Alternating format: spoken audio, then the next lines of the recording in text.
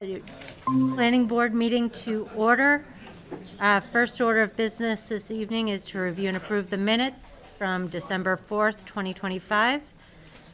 Has everyone had the opportunity to review the minutes from the December 4th meeting? Yes. Yep. Yes. Any questions or comments? Nope. No question. No. Can I get a motion to approve the minutes of December 4th? Make a motion to approve. Is there a second? Second. My apologies. I am usually very loud, so I will make sure to be a little bit louder for you. We're just going through minutes from the December 4th meeting. So all those in favor?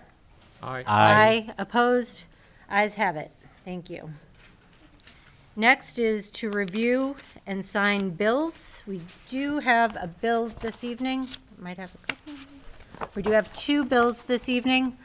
One for Graves Engineering for 223 Hartford Turnpike in the amount of $498. And another one from Graves Engineering for 3335 Redland Road for $1,507.01. Any questions or concerns with these bills? No question, No. Chair. Can I please get a motion to approve these bills for payment? I move that we approve the minutes as read by the chair.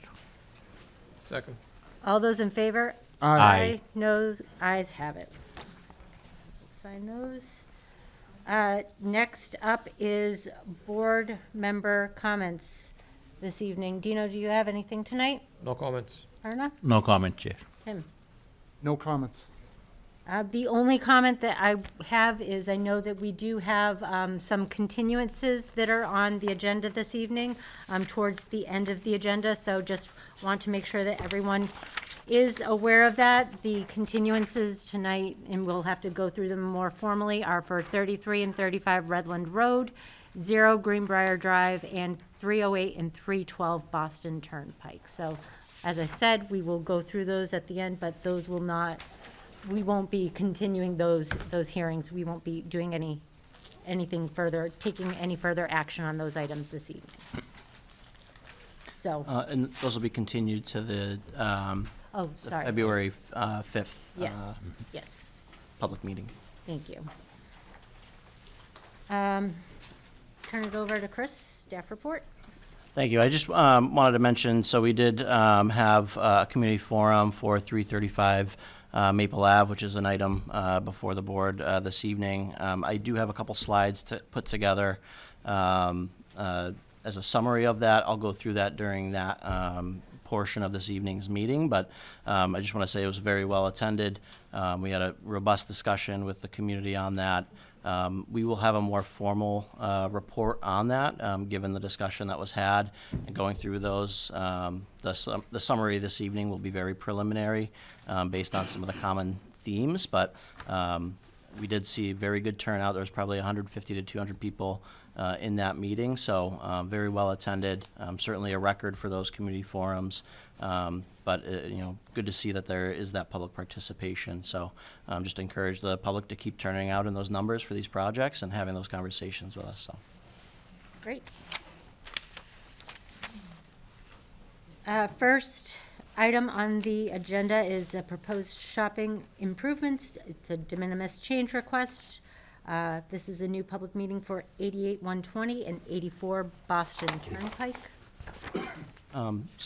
This project, it's a de minimis change request primarily related to the parking for this part of the White City Plaza shopping plaza.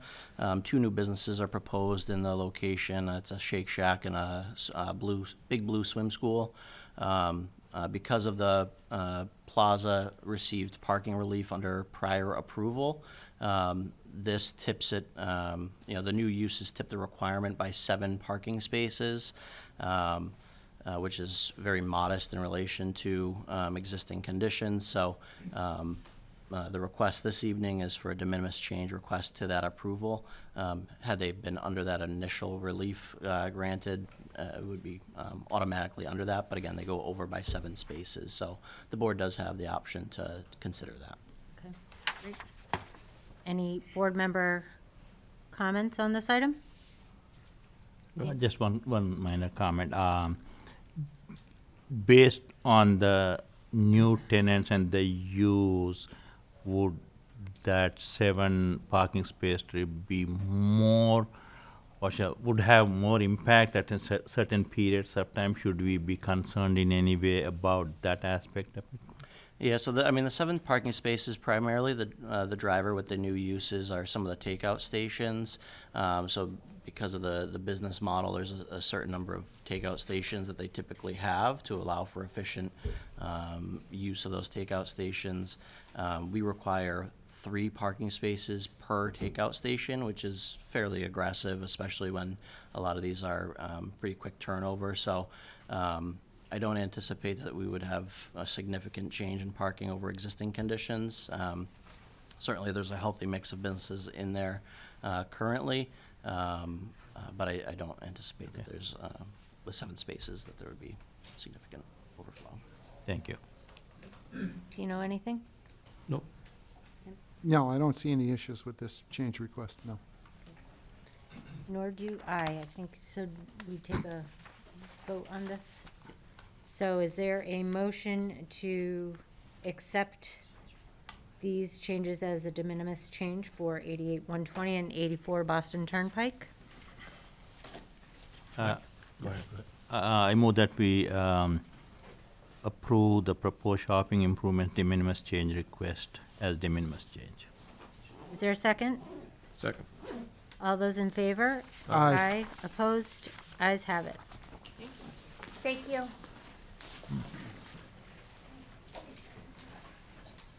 Next item on the agenda this evening is the proposed manufacturing enterprise and accessory use warehouse space, site plan approval and special permit. This is a new public hearing for 333 South Street. Shrewsbury Planning Board will hold a public hearing on Thursday evening, January 8th, 2025, at 7 p.m. in the Select Board's hearing room at the Richard D. Carney Municipal Office Building, 100 Maple Avenue, to hear the application of Shrewsbury Center LLC on behalf of WCS 333 South Street, Inc., 55 Lake Avenue North, room S2 337, Worcester, Mass. 01608, as required by the Town of Shrewsbury zoning bylaws, Section 7P3B1B, for a special permit by the Planning Board to permit a manufacturing enterprise use with an accessory warehouse space.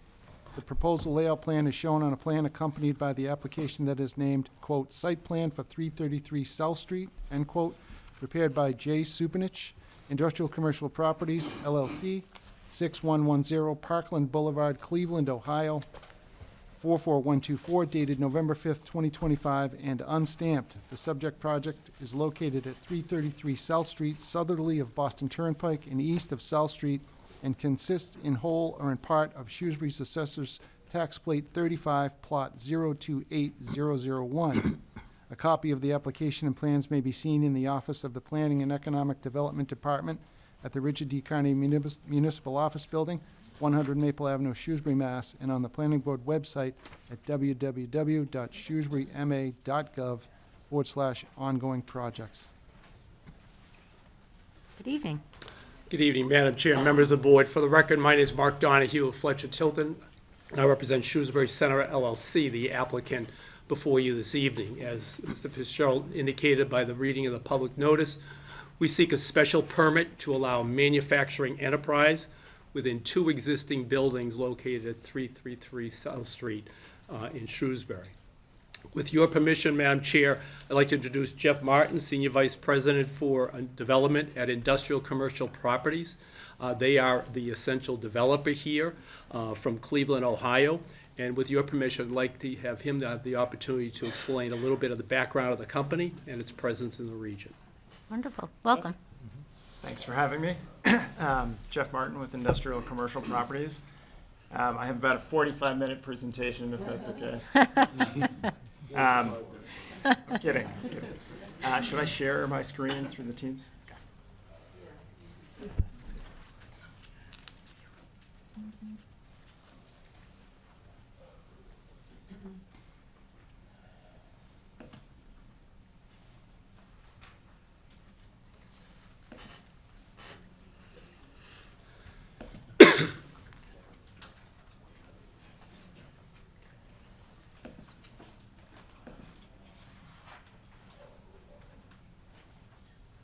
Okay.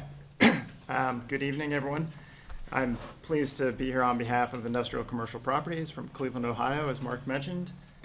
We are new to the market, but we've currently bought 3 properties in 2025, and we are under contract to buy this 333 South Street property, which is technically more on Chestnut than it is on South Street, but we can get into that later. And the ICP, for short, is known for adaptive reuse of a lot of historical office industrial buildings. We breathe new life into buildings. So we are kind of a value-add company. We go in and find opportunities. Company started with old auto plants. We've taken on a lot of mall properties where we've converted them into industrial uses, oftentimes multi-tenant industrial uses. So I'll share with you just a couple of examples of that here. A list of some of our key tenants across our portfolio. So the company's about 50 million square feet across 7 states. Quick sample of a few of our properties. You can see the breadth of the opportunities that we take on, from retail mall facilities to large footprint office buildings, and conversion of those into kind of multi-tenant light industrial buildings. This is the former American Greetings campus in Brooklyn, Ohio, which is outside of Cleveland. It was about 1.6 million square feet. There were 2,000 people working there when the mayor of Brooklyn was notified that American Greetings was moving to a new lifestyle center in a different community. So she was devastated, turned to our company. About 7 or 8 years later, we had 3,000 people working in the same amount of space, so higher tax base for the community. And we like to say it's a diversified mutual fund as opposed to a single stock asset. So kind of broaden the diversity for the tax base for the community. So that was a great turnaround story. So I'll just share with you a few pictures from that project. This is an aerial that shows all the different tenant names. There was an Amazon last mile facility that was developed there, but this L-shaped building is what American Greetings previously occupied. Some before and afters. So our owner is very particular about the aesthetics and what these buildings look like, especially if they're multi-tenant. They really have to look good and speak to the public. So that's something he takes great pride in. So that's something we'll be focused on in the turnaround of this UMass Medical School facility.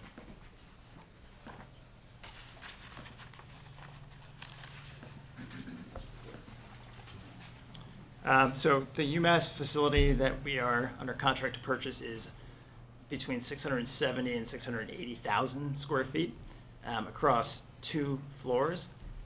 Part of our game plan is to remove some of those second floors. So the square footage of the building will be coming down roughly 200,000 square feet.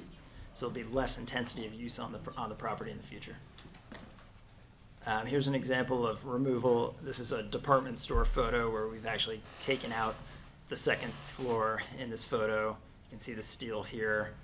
So we have to re-support the building at the roof line, and that's the bracing that you see on the top here. So we'll be doing something similar to that with this building. And this is kind of a finished product. So just a modernized industrial space that doesn't have a sea of columns for someone to have to navigate around. This is the existing facility, existing campus. It's now empty, and our game plan is to bring this back to life as quickly as possible.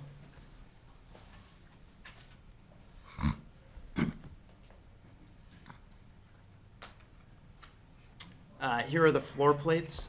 Just for example, you can see the total of 670,000 square feet across the multiple levels of the building. And this is what's contemplated as the future configuration of the building. So it'll be the 2 buildings.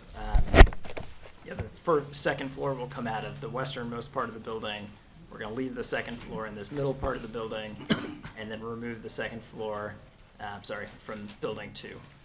So we'll be down to 465,000 square feet. And tonight we're not getting into too many nuanced details with respect to the site plan. That's something we'll come back to the board in the future to discuss. But wanted to show you an aerial perspective of what this looks like. We also are in control. We're going to long-term lease parking across Chestnut Street to ensure that we have adequate parking for the facility. UMass is going to retain the majority of this South Street fronting parking lot for their future use. And these are just a couple early conceptual rendering perspectives of what the building could look like in the future.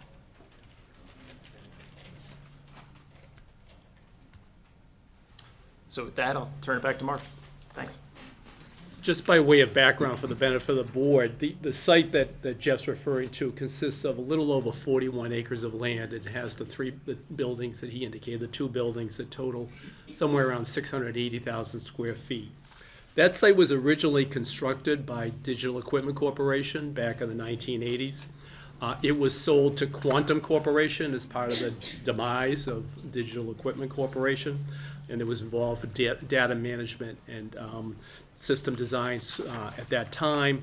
In its heyday, the building is reported to have more than 1,800 employees working out of that center at any one time when it was moving.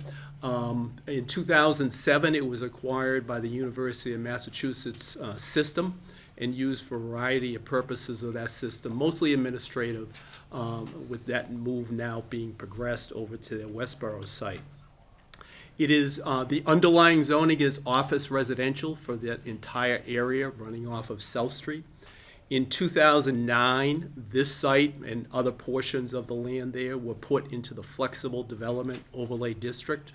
This site is in subcatchment area A of that district, which is a little different than subcatchment area B, which you've dealt with before through the Northbridge property, which is further down and closer to Route 20.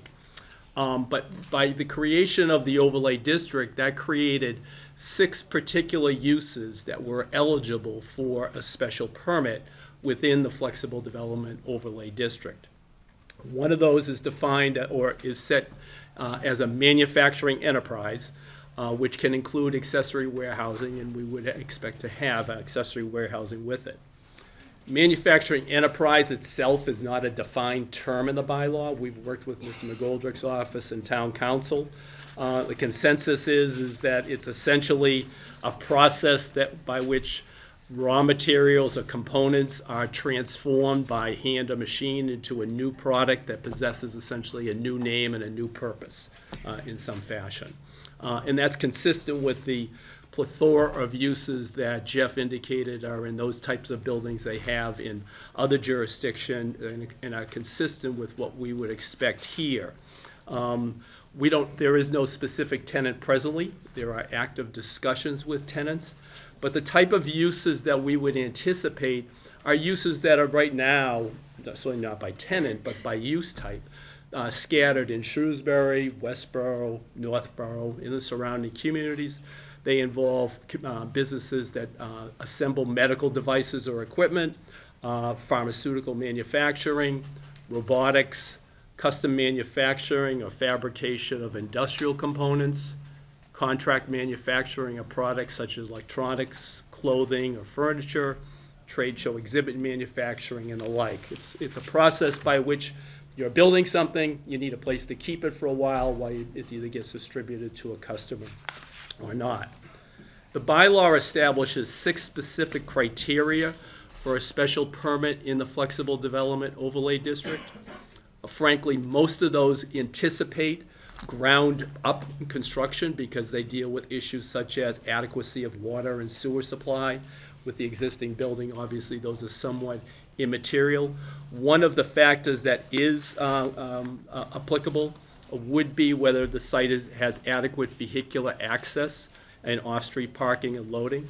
The site benefits from the access directly from South Street, which, as you know, is signalized at Route 9 and at Route 20. Chestnut Street itself, which is essentially the frontage for the site, can be accessed with a right-in, right-out on the Route 9 eastbound side. And obviously, Chestnut continues down to South Street and connects in that fashion. The private drive that connects South Street to the site is still part of the development. ICP will have rights to use that, and frankly, that's the most commonly used methodology for vehicles to get back and forth from the site.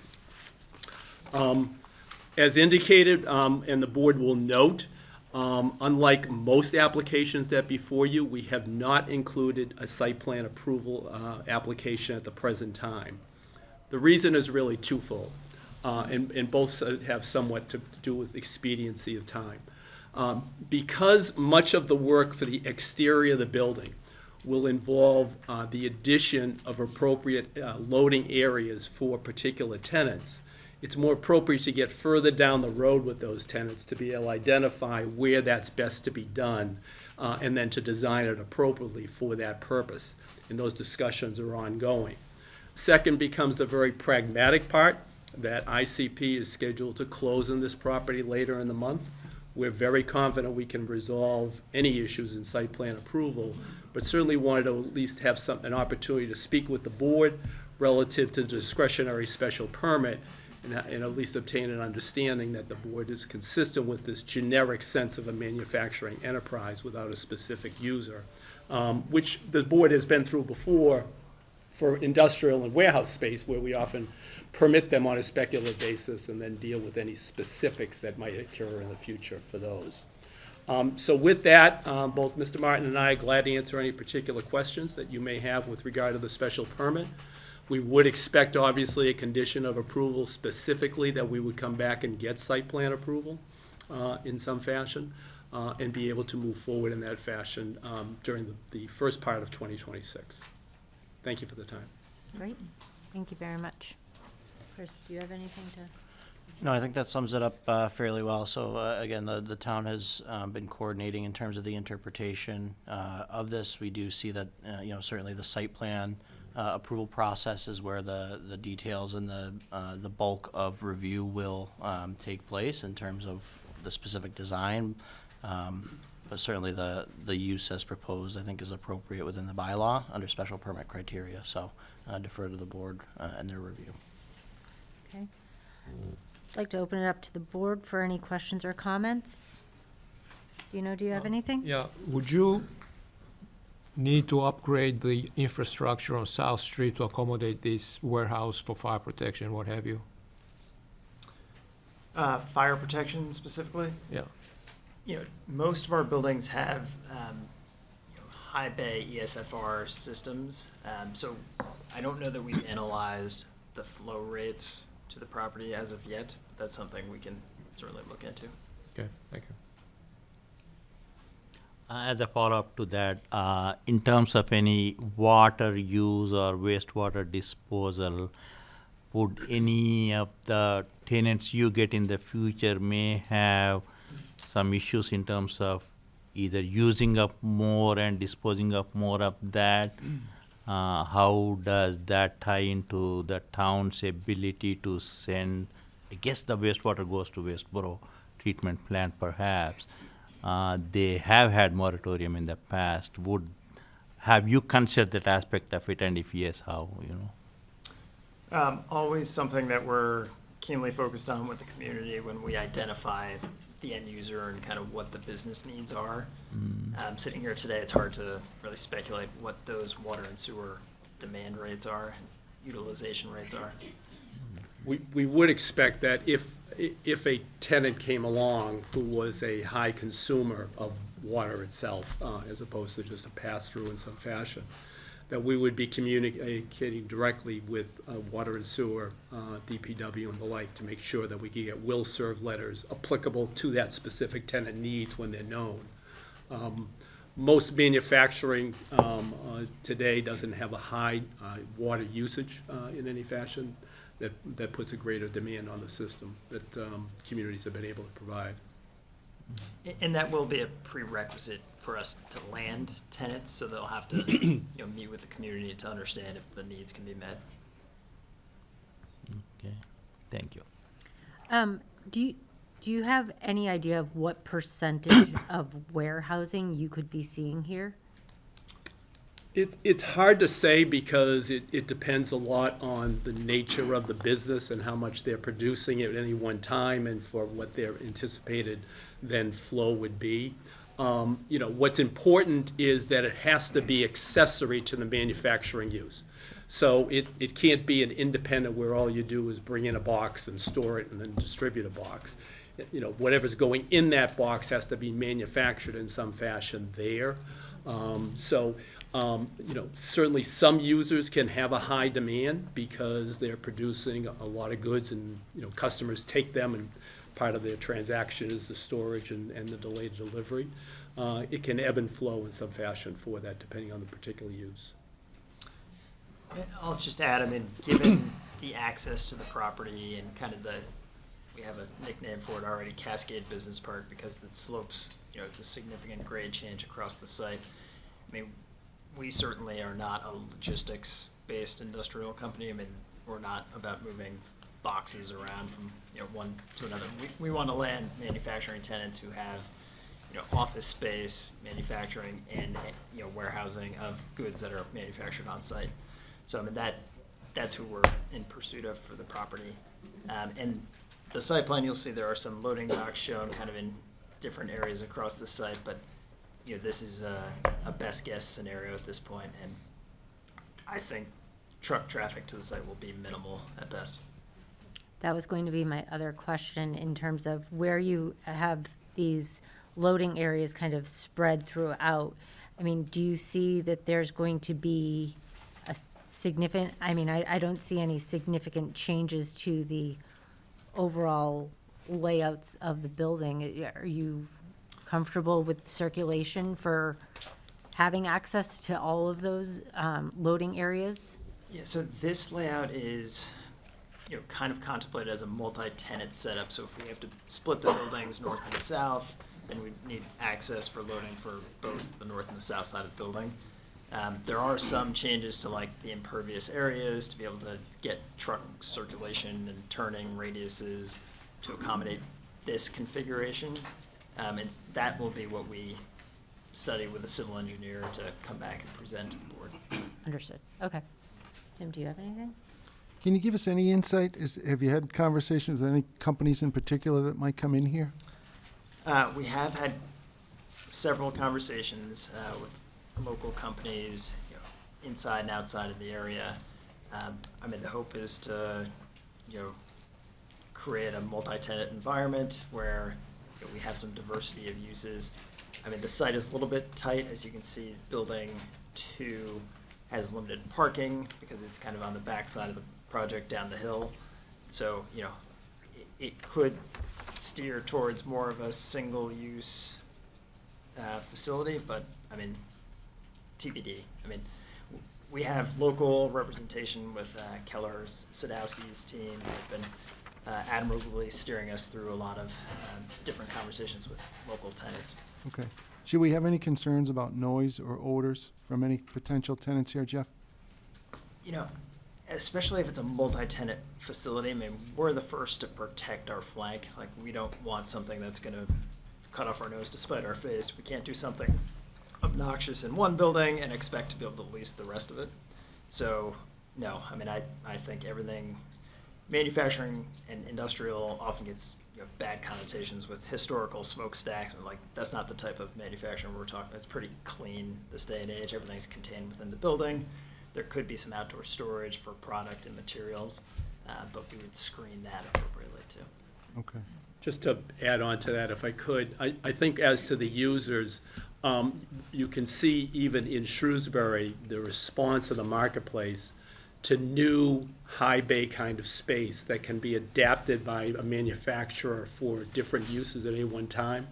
You know, the Northbridge facility at the bottom of the hill was built originally more as a kind of a distribution facility. Repligen has a large presence there now. Columbia Tech from Westboro recently announced that they're taking more than 140,000 square feet for a manufacturing type of use. Though it's that, I'm not using those names to suggest they're coming up to Jeff's spot, but those are the types of uses that the marketplace is looking for, this kind of clean, high bay, very efficient space to be able to go and occupy. With regard to the impacts, Mr. McGoldrick and I have talked that, you know, you have a set of performance standards in your bylaws that apply to limited industrial uses. It would be appropriate as a condition to say that these uses are gonna meet that. It's kind of consistent with the limited industrial zoning district without the intensity of the uses. Right. And the like. And so that deals with issues such as sound, it deals with exterior storage of flammables and everything else. So that would be an appropriate condition. Okay. Is the closing contingent upon approval? Yes. All right. And when's the closing, Jeff? Still a little bit fluid. We had thought it was going to be the end of this month. There's a chance that we, based on actions needed by the board, we may be able to buy a little bit more time from the Okay. seller. And why isn't it everything? Why is UMass holding on to a portion of parking here? For our intended use, we didn't need that gigantic parking field, and, I think from their standpoint, they wanted flexibility for future growth, in their system. Okay. I don't have any further questions. Anybody else? This is a public hearing. I'd like to open it up to members of the public wishing to speak on this item this evening. Is there anyone? Yes, sir. Please come up, state your name. Oh, no, I need to, please come up to the microphone, state your name.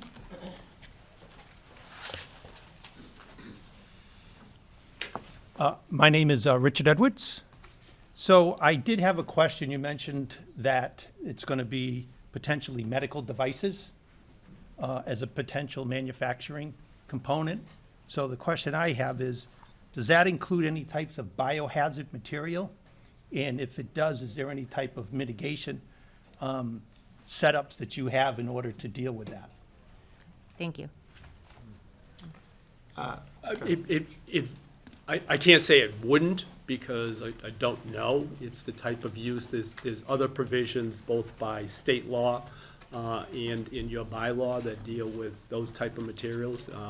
Recall that the underlying district is office research, and therefore, there are, scientific companies operating within that zoning district right now.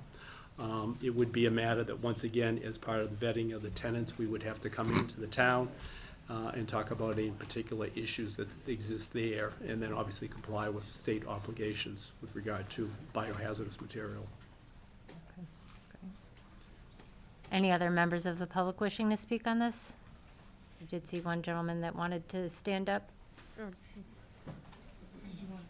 No, that's all right. Okay.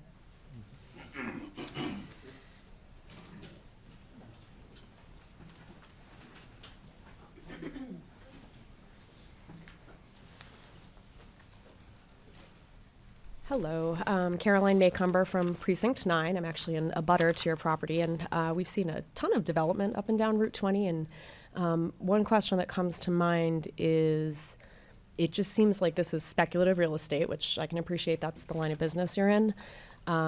But I know at town meeting, we've had some things come up where there was, a proposed battery storage facility.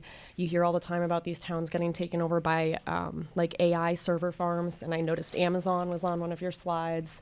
So I guess maybe it's more a question for the board. When they go to find tenants for these buildings, do we as the public have any say? Like if they come to us and are like, yeah, we want to bring in a manufacturing group that makes, they compound fentanyl products, or like, do we have any recourse if they try to bring in tenants that maybe aren't in line with what we feel is in the public safety and best interest? So, I think I can try to take a stab. We cannot get involved with their private real estate transactions of who they are bringing in for tenants. That is why we have the underlying, as Mr. Donahue had kind of outlined, and what is in our bylaws of what a manufacturing enterprise is. That's how we create our definitions in our bylaws, helps to guide the uses that are put in there, so that you don't have uses that are not necessarily what you'd like to see in that area. But if they were to come to us, they are under no obligation to come to us and say, we have Amazon here, and not to say that you're doing this, but we have Amazon here. Are you okay with that? Right. That's not something, if that's. What the else? quick and dirty of it. Yeah, what I'll say further is, when eventually the tenant is selected as represented, they'll come back for the site plan approval. In addition to that, the building department does have the occupancy permit. At that stage, we do see a final tenant, a final fit-out, and, business plan associated with that. They would not be entitled to any occupancy permit until that use fits within the bylaw. So whatever those uses are, we would review that at that stage as well to ensure that any tenant fits within the bylaw. So some of those uses, if they're an office space, are going to be entitled by right and do not require any board action. Something such as biomedical or some of those other types of uses would likely trigger a special permit or other plan approval with the board related to that. The request this evening is just for one of those uses within the many that can be considered of the manufacturing enterprise. And has town council been involved in this at all? Is there anything that says we have to approve this special permit, or we have to approve it and we don't have a choice to ever say no? So the special permit is discretionary. The board can choose to approve it or to deny it. Council has reviewed it in the extent of, we were looking at the interpretation of manufacturing enterprise within the bylaw, and discussed some of the uses in the business model with the applicant. To the extent of it's been represented to us, it fits within manufacturing enterprise of the tenants that they are looking to pursue, if granted approval by the board. Okay. Thank you. Anyone else from the public wishing to speak on this item this evening? All right, seeing none, Chris, is there anything that, this is solely for the special permit this evening, so can we, if the board so chooses, could we close this public hearing and vote on the special permit this evening? Or? So I don't have a draft decision prepared this evening. The board certainly, if they have the information and feel, adequate with moving towards the decision, I can have that prepared. But if they're prepared to close the hearing, that would be the next step, and would be happy to draft the decision. What is the board's wishes on this?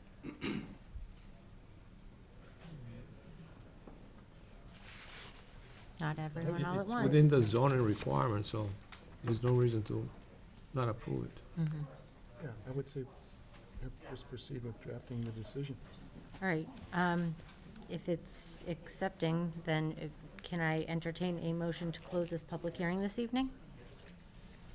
Make that motion. My apologies, I'm making a motion to close the hearing for this particular item this evening. Is there a motion? Yes, there is one. Is there a second? Second. Yep. All those in favor? Aye. Opposed? Ayes have it. Thank you. Thank you. Thank you.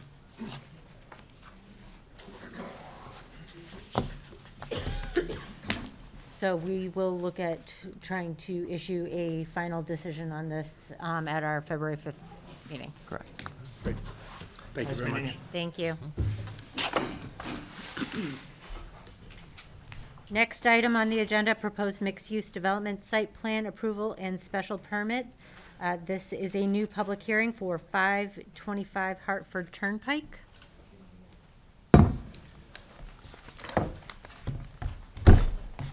Shrewsbury Planning Board will hold a public hearing on Thursday evening, January 8th, 2025, at 7 p.m. in the Select Board's hearing room at the Richard D. Carney Municipal Office Building, 100 Maple Avenue, to hear the application of Tom Corbett, GoVenture Capital Group LLC, 1 Mercantile Street, Suite 630, Worcester, Mass. 01545, as required by the Town of Shrewsbury zoning bylaws, Section 7F, for a site plan approval, in Section 7N for a special permit by the Planning Board to allow for construction of a 12,000 square foot commercial building along with 2 5-story residential buildings containing a maximum of 250 units.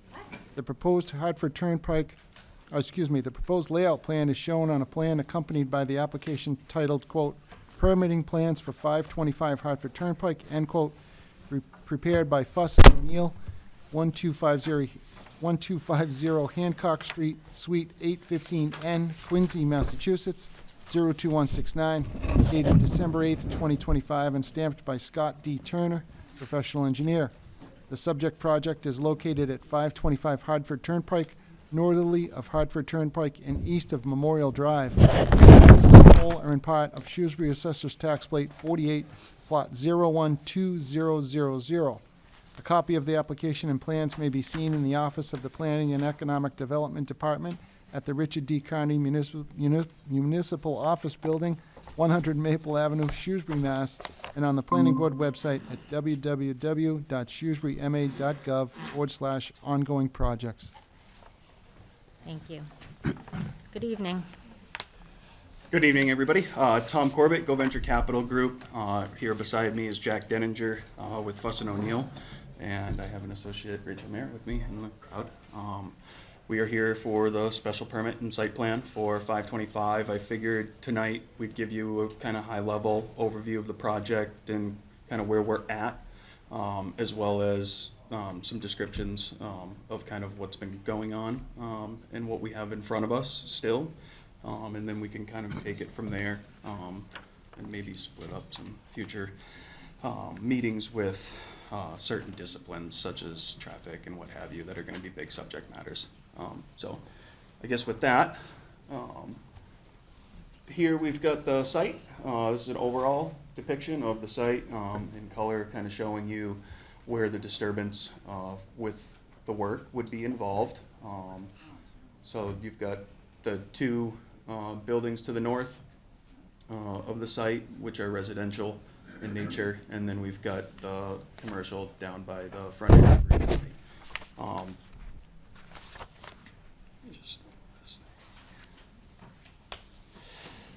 So some items that we've been handling thus far, some procedures for permitting. We've been to the Zoning Board of Appeals. We have went to them for two variances, one for height and one for stories. As it relates to the ground up there, the backside of the buildings kind of just dives off, so we needed a little bit of give there. Those were granted. There were some conditions with that as well, and we'll get a little bit into that as we move along here. With that ZBA meeting, we had a community outreach meeting, which we heard many residents' input and have kind of taken that into consideration to bring the plans in front of you here today, which honestly haven't changed much since CBA. We had some pretty good input. There are some hurdles that we need to get across in regard to traffic and such like that, but we'll get into that at a later date, hopefully. We can obviously touch on it. Outside of this board, we also have a concurrent submission with Conservation Commission for a notice of intent. We have already done an ANRAD process to delineate the property. We have received our order of our ORAD already, and we are now in the notice of intent process. That is coming up on January 20th for our first hearing on that. And then just as far as this board goes, we're here tonight for the standard site plan review and the special permit for the horizontal mix, as well as later on the agenda, we have the A&R plan in front of you. And just overall, this project will be subject to MEPA. We're in an environmental justice zone, as well as over 300 new parking spots triggers a MEPA review as well. So moving along, the two variances that were granted were for 63 feet and 5 stories, where 40 feet and 3 stories is required.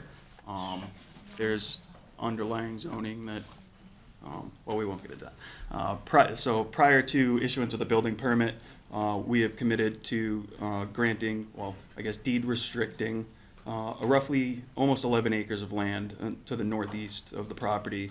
And that is something that will be shared with you here tonight, as well as the language for that deed restriction has been provided to your board, so it can be of your satisfaction and part of a condition overall upon approval later on down the road.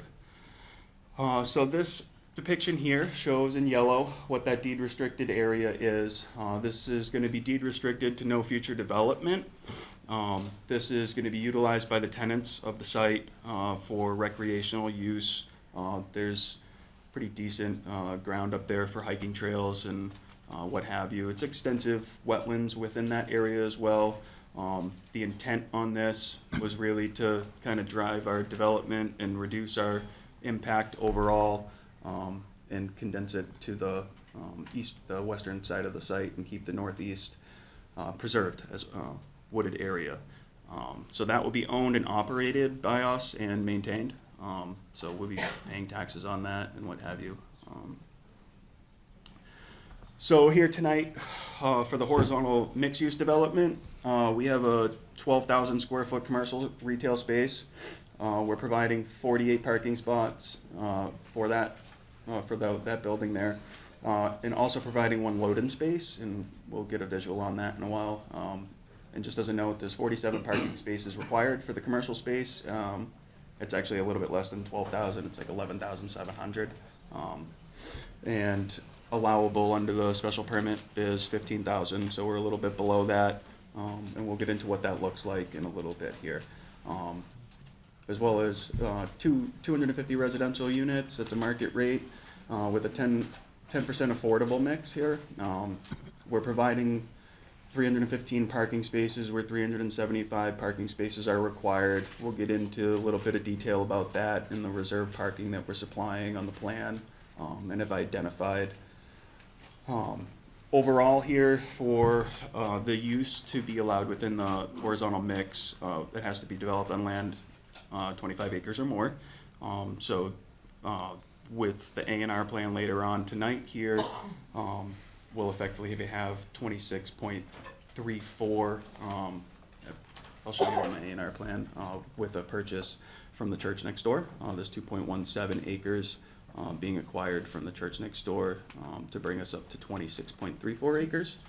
And that includes the 37% of that area to be deed restricted. All the existing buildings and infrastructure on site are going to be raised. So that includes 3, technically 4, I guess, structures out front on Route 20, the old restaurant, as well as the red dwelling and the old motel buildings. There is an elaborate septic system on site as well that will need to be decommissioned and permitted through the Board of Health and conversations with conservation as well as it traverses across most of the site. So, as I mentioned, we have a agreement in place to acquire 2.7 acres next door from 495 Hartford Turnpike. It's contingent upon approvals here. So that's what that area here, yellow and hatched. And as I mentioned, my little chart here is wrong. It's 315 spaces on the top. So this is our reserve parking plan in which we've provided to you tonight, which is kind of something that makes the site plan a little bit more impactful. We don't feel as though we need 1.5 parking spaces per unit, and we can get into that maybe later tonight or at another hearing when we talk about traffic and circulation and what have you. But we are providing 315 parking spots, and the reserve area here totals 67 parking spots, which brings the total up to 381, where 375 would be required. So showing our ability to build here with extensive walls, we can do it. It'd look a lot like the walls on the commercial site down the street to get that done. Here we have an overall existing conditions plan. I know it's a little colored and might be a little hard to read, but that's just delineating the wetlands mostly. The brown boxes here are depicting the existing buildings on site, which are the Tonella Restaurant, the Red Building, and the motel building over there to the east. And across the pond, in this hatched area here, is where the septic leach field is currently. So I just wanted to identify that for you now off the bat. So behind the buildings existing along the edge of the wetlands are some tanks, and the pipes traverse across the upland area that crosses the pond and goes up the hill and reaches currently there. That was designed and built and permitted back in 1978 or so. So that will all be raised as part of this project. And here again, we have an overall of the site, just kind of depicting you that deed restricted area here in the northeast, and again with the buildings. So here we get a visual of the commercial space. This is a 12,000 square foot building. We are designing it so it's designed to have 6 stalls in as little as 3. So it's got flexible space that we believe is suitable to be able to bring in as little as 3 tenants, or as many as 6, possibly even just 2, depending on what the use may be and what their needs are. We haven't had too many discussions as far as what those uses might be yet. So I guess we can get into that as those discussions progress. But we are providing 48 parking spots where 47 are required, and there is a loading spot up here. I guess you can't really see my cursor, can you? And that area there, that is for loading for the tenants. And now we will see the alignment here for our single access. Our single access coming in. It is our intent to align that with Stony Hill. We have been having many conversations internally within GVC as well as with town personnel and how to navigate MassDOT. And we have a traffic study. We are finalizing that now and hopefully getting that in front of you. That traffic study trips warrants for now MassDOT to look at the engineering of this and to have further conversations about a possibility of signalizing an intersection here. That is our ultimate desire, and that's the direction that we're moving in, and we're seeking funding from anything. We're seeking opportunities for funding right now for that. So I'm sure that will be much of our discussion here. Traffic is obviously an issue on this section, entering and exiting, and it is our desire to have a signalized intersection. I can't guarantee anything today, but those conversations are happening. We're working through the processes, and that traffic analysis will be submitted to you all, as well as further discussions with MassDOT. As soon as we get that to you, we're going to submit that to MassDOT and start those conversations and get them looking at the engineering. So that's all happening. And we've included, when you pull into the site, we've included on the right, and this is probably subject to change right now as we have further discussions. This is a bus stop here.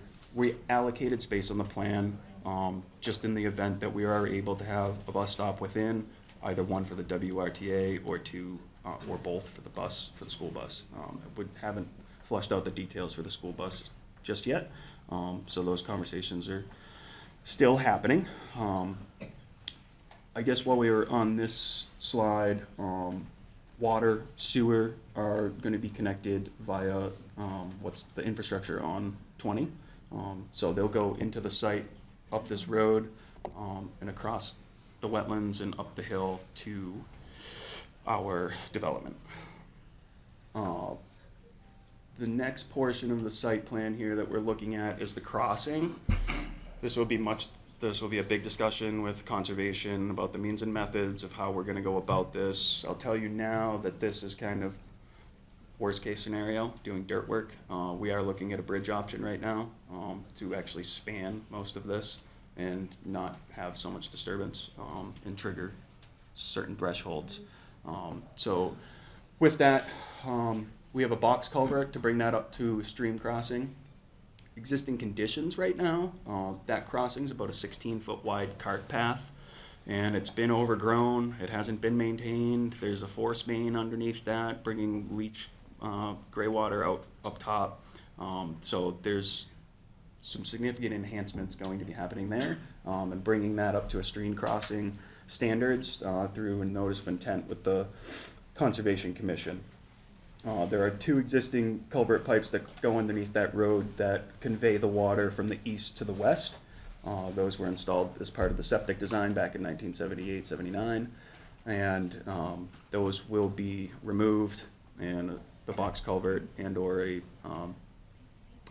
if we do a bridge design, we would be making like a new bank within the upland area and providing a stream that way. But that's yet to be seen, so we'll have some further discussions there as we move through that process. We'll also need a pump station in regard to the sewer. So that's shown here in the brown box, that area here will be a pump station to get that sewage across. So it's gonna be gravity fed down to the bottom of the hill into the pump station. And then it will have to get pumped across because the elevation on Route 20 is actually higher. So it's got a few feet to get up and then get to Route 20 for gravity fed. Water sewer conversations ongoing, and you'll come up the site and into the parking lot up top. And let me try and make this work.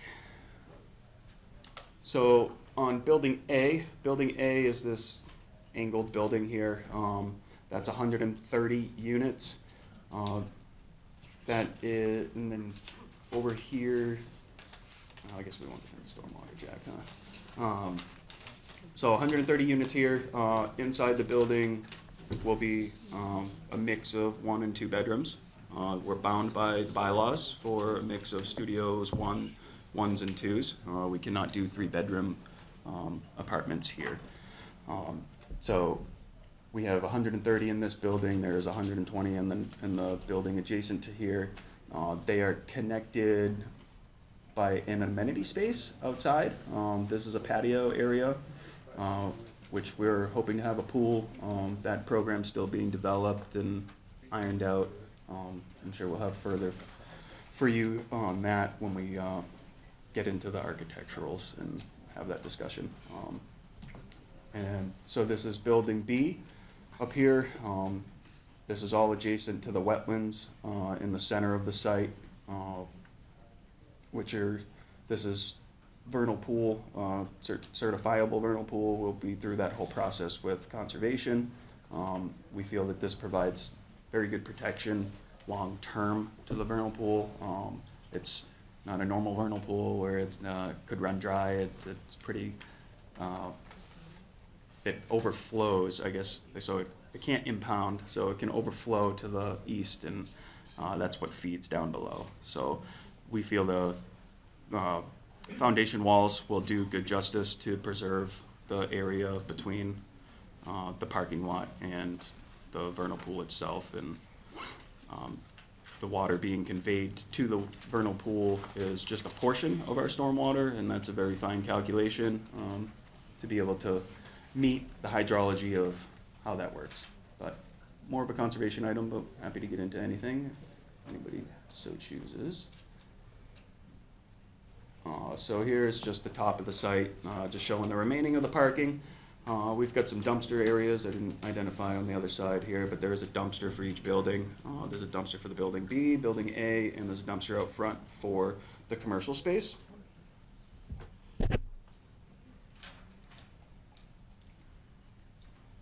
And now I just want to briefly run through, we only get 7 slides left. So this is an overall kind of showing what that unit mix looks like, a little bit on the first floor anyhow. And then it shows you our 6 stalls in the commercial space out front. And this is a rendering. So this is an overall rendering, pretty similar to what we've previously shared here with the town residents.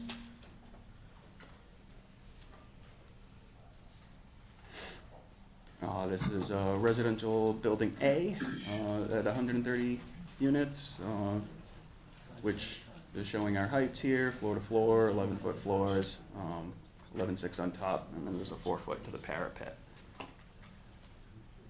Similar here. Still working through kind of materials, but this is a pretty good overall look at building exterior. Common area out in the middle with the pool deck. There's amenity space under here in both buildings on the first floor, as well as a rooftop over here and on the left on the Building B. This is just a visual from church parking lot. This is something that I've worked with Steve at the church on.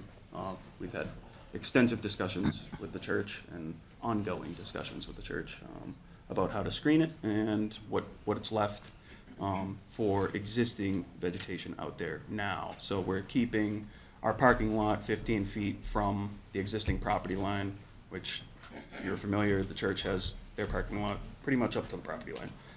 But we're gonna step back 15 feet and allow for as much of the vegetation to be preserved as possible.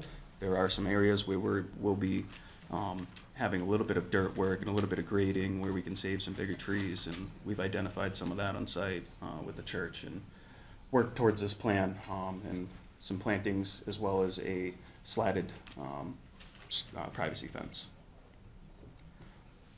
This gives a pretty good visual of our commercial space out front. So this would be looking at it, pulling in this top picture here. This has a patio out on the side of it. We kind of envision a coffee shop of sort, or some kind of smoothie shop, what have you, in that space. But like I said, that space is still being kind of finalized as far as program, but we do provide six individual spaces, which again can be broken really into 3 spaces. They're roughly 2,000 square feet apiece. And that is the final slide here. This is showing you, as you would be pulling in off of Route 20, what the development would look like. With that, I do just want to acknowledge that we are still having conversations within many town departments. We have a meeting with the fire department tomorrow to review circulation, hose paths, things of that, emergency access plan. So that will be coming to you soon, we hope. So we'll have discussions tomorrow with them. I need to have further conversations with water and sewer and the electric department as well. So just, we know that we have some things out there, and we just wanted to get into the project and review at a high level and get some initial feedback before we start getting into the individual disciplines and further hearings. Great. Thank you very much. Chris, do you? Thank you. I think that was covered in a wealth of detail, so I don't want to kind of belabor too much, but I do want to circle back to some of the town priorities on this. So as represented by the applicant, critical features for this is for the town would be the signalization of the intersection, which the applicant is agreeing to work towards with the town in coordination. Certainly the commercial development along the frontage is significantly underutilized property as existing, so having the redevelopment and including commercial development is an important feature. I can't speak for the zoning board directly, but being part of the conversation for those initial variances, we did see that the compacting of the site, there is some height to those structures that was granted by variance from the Zoning Board of Appeals, but that was taken in relation to the deed restriction of the property. So that parcel does also connect to both town-owned land and privately owned property. So that parcel, again, 11 acres of preserved land, we see that as a balance in relation to what is a modest height increase from what is allowable otherwise under the bylaw. So in addition to that, I'll provide some, in my comment letter initially for that community forum and some of the discussion with the community. There's additional community concerns that were raised. We've talked about some of the potential condition language with those residents that would be taken at this stage. Certainly after we've kind of gone through our process, but certainly one of the concerns of the residents was the connection to those rear lots and ensuring that there's not future connections to build out additional units. Again, much of that is town-owned land. There is some private property that is back there. We've discussed with the applicant, they have no intent to expand beyond the existing footprint, but we can also look at conditions or other prohibitions to ensure that is protected space from this direction and does not connect into that single-family neighborhood to the rear. So again, there's a lot to be discussed here. As mentioned, the traffic report is still pending, and some of those materials will be coming in. Staff will review those. We'll have peer reviews for those as well. We will propose a topic schedule similar that we've done with these other projects of this scale, and happy to have that conversation with the board at that time as well. Great, thank you. Board member comments? Dino, do you have anything? I think this is gonna be continued, obviously, so, no. Okay. Barna? Just a couple comments. As Chris mentioned, as you acknowledge, there'll be more meetings, more hearings, and more topics discussed in the future. But I just want a big picture in terms of, you did mention the project is subject to MEPA.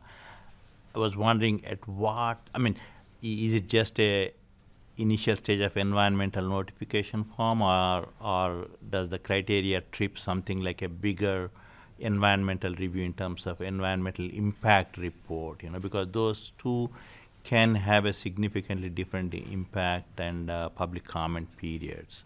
Yeah. If you have any idea on that part, and I have some follow-up questions too, Yeah, so right now, it would be subject to an EIR, because it's in an environmental justice community. There are ongoing discussions at the state level, how housing relates to expediting housing projects because of the housing shortage in the state. I think that's the reason why we haven't gone through the MEPA process yet, is we're waiting to see how those regulations get ironed out. But as of now, it would be because we're in an environmental justice community. Okay, yeah. Just for the benefit of the audience here, again, for those concerned residents, the environmental impact process really gives an opportunity for them to provide significant comment, especially if it is environmental impact review, EIR process, Just on the Concom side, did you file any NOI or anything at this stage, or is it still in the preliminary stage of not yet filing? Yep, so we have submitted to the conservation for a notice of intent. We had just already finished our ANRAD process, which established our boundaries of our border vegetated wetland, as well as our bank, as well as our vernal pools delineation, anything else, land underwater, things of that nature for the plan. So we are in front of conservation on January 20th, and that is the first conversation. If we have a DEP number and they entertain us, that's yet to be seen. That's seemingly taking longer and longer as time goes on here. So we expect extensive conversation in conservation, especially in regard to the crossing. Yeah. That's most of where the work is for conservation. Yeah. As town planning board rep, Chris mentioned, the signalized lighting, I think perhaps is going to be a very important part of this project. And to do anything on that Route 20, I believe only Mass DOT can give you an okay for that. Have you had any initial discussions with Mass DOT at all at this stage? Yes, we have. We've had several conversations over the past year about this project with MassDOT. Most recently, just a few weeks ago, we met with MassDOT again to understand what is required for them to actually grant a traffic signal. So they have to have engineering to support them looking at it. Otherwise, they won't even consider it. So having that discussion really helped us firm up what we need to do for our site plan in order to trigger warrants. So we have to trigger a warrant in order for engineering to look at it at MassDOT. So with this, we'll trip 2 warrants, Jack, right? I believe that's right. I think it's 2 for the 4 hour and the 1 hour and 4 hour. 8 hour, I think, yeah. 4 hour and 8 hour. And that's predominantly due to the commercial space. We ran a few exercises in understanding where those breakpoints are. If we were to cut commercial in half, we wouldn't trip a warrant, which means MassDOT wouldn't look at it. So having the 12,000 square foot of commercial trips the warrants for the 4 hour, 8 hour during the weekdays and possibly Saturdays. And then So that will require MassDOT to actually take a hard look at this engineering and understand if there is a solution that could be suitable. They'll obviously have a little bit of a study period in looking at that. But we anticipate on getting our traffic study in front of them as soon as possible. So that's being finalized now, and we hope to have that shipped out within the week or so, ideally. So we'll continue those conversations, and we'll be able to have hopefully some more productive conversations around that. But ultimately, those things might not be shaken out by the time we hopefully come to an end here. So there might be some conditional-based items there for us to work in our best efforts and stuff. Yeah, and relating to that, you mentioned there's opportunity for funding available. I'm assuming you are going to be helping in funding that project if needed, right? That's correct, yeah. So we are seeking funding opportunities with the town through a grant process. So we'll be supplying information about the project and working with the town as much as we can to help that process. And we are also looking into other avenues as well to help that process in the event that grant funding falls through. So we are trying to work a couple different avenues and hopefully getting this successful. Thank you. I'm sure we'll have more questions down. I think from our, and if I may add, from our perspective, we need a traffic light, right? Yeah, We know that. We try leasing this place up with no traffic light, right? And so we are firmly standing on the fact that we would like a traffic light, and we are providing the engineering to MassDOT in order to have that conversation. Yep, thank you. Tim? Tom, why 5 stories? So this was really an effort to minimize our disturbance on site, and to keep our unit count where we need it to be. So through the ZBA process, we could have done 3-story buildings. There'd be 4 of them. They'd be across the second wetland. There'd be 230 or 200,000 square foot more of disturbance. So we were moving towards not utilizing the entire site, deed restricting it, bringing the buildings more to the center of the site and going up with them. A lot of that has to do with if I was to put a 3-story building on the top of the property, it's actually higher than a 5-story on where the 5 stories are standing now. So that was kind of our conversation through ZBA of, hey, we could put buildings across the way and still meet our unit count, or we can try and condense this, deed restrict the space, preserve more wooded land, and really cut that off from further development. So the 5 stories is a means to get to our unit count that we are The looking max, for. the 250 max. Yeah, Does Virginia, does the Luke Trust still own the property? yes, they do. Is there any purchase happening on this parcel for Go Yes, Venture? there is. Okay. And this is, obviously, this approval is contingent upon that. That's correct. Okay. That red tenant house that's still on the property, is that attached to this septic system? I don't, I believe it does. I believe all of the buildings are attached to the All septic 3? system. I do believe. Okay. Now, traffic's a big issue here, Tom. Yes. With the light here to Cherry Street and Centec Boulevard, with what's going on down at South Street, it's a big choke point at peak hours, like big choke point. So I'll be interested to hear more about that when that traffic study comes up. Definitely, yeah. I think we understand pretty well existing conditions out there are pretty terrible at certain times of day. Just myself, I can experience a 10-minute wait time trying to pull out of there sometimes, and I'm only going there every once in a while. So we fully understand what the traffic's been doing on Route 20 over the years and how it's congested in this area particularly. Because the Route 20 corridor improvement doesn't come all the way up to this portion of Route 20, does it? That's right. So MassDOT has long-term plans, and from what I'm told, these plans for this particular, there are plans, future plans on the website for MassDOT that you can, they have like a virtual set that you can go in and you can see what they're thinking long-term. Right. And it includes a center lane, a left turn center lane for both directions, which is not suitable in this scenario. I don't even think that's suitable for today. So this will force them into looking at that engineering, and looking at what we may be able to do to signalize it, and get that working with the signals to the east and to the west.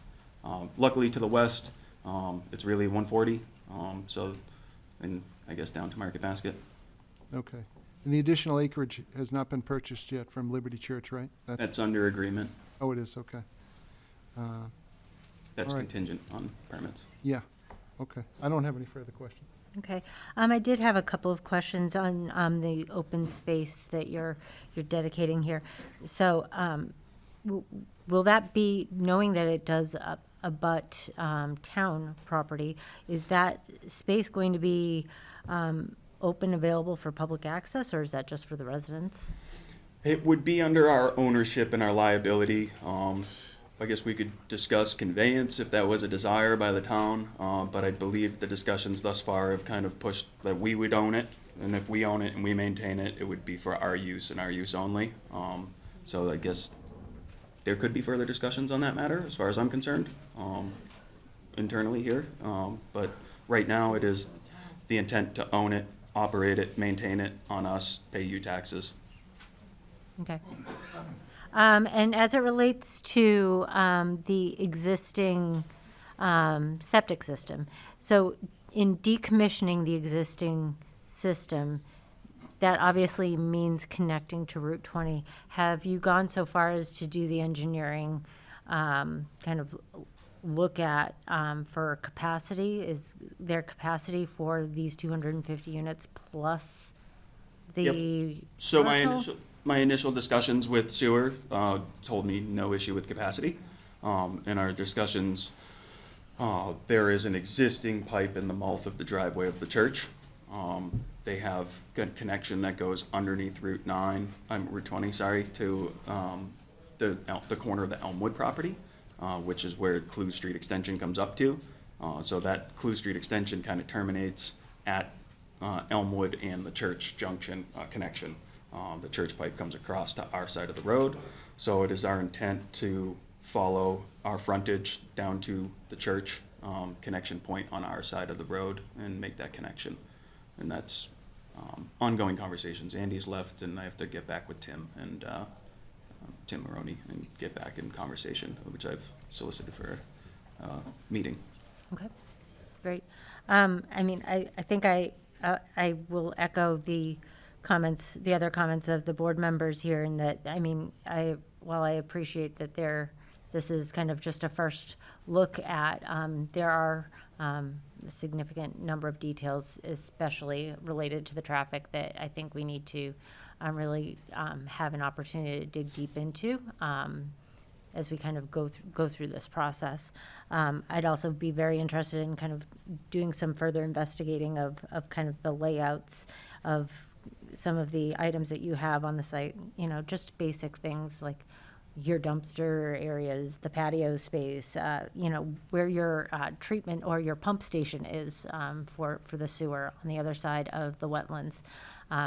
Just a couple of, those are just some of the things that kind of popped in my brain initially, but I do think it will be extremely helpful to get some additional information and really kind of put some more meat on the bone, so to speak.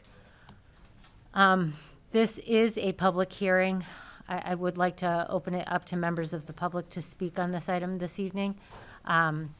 Again, recognizing as this is something that, as we've said here this evening, there is some additional information that is going to need to come before us on this.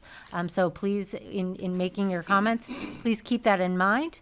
And then also know that there will be additional hearings on this. So with that, I'll open it up to members of the public for questions or comments. Ma'am, yes, can you please come up, state your name?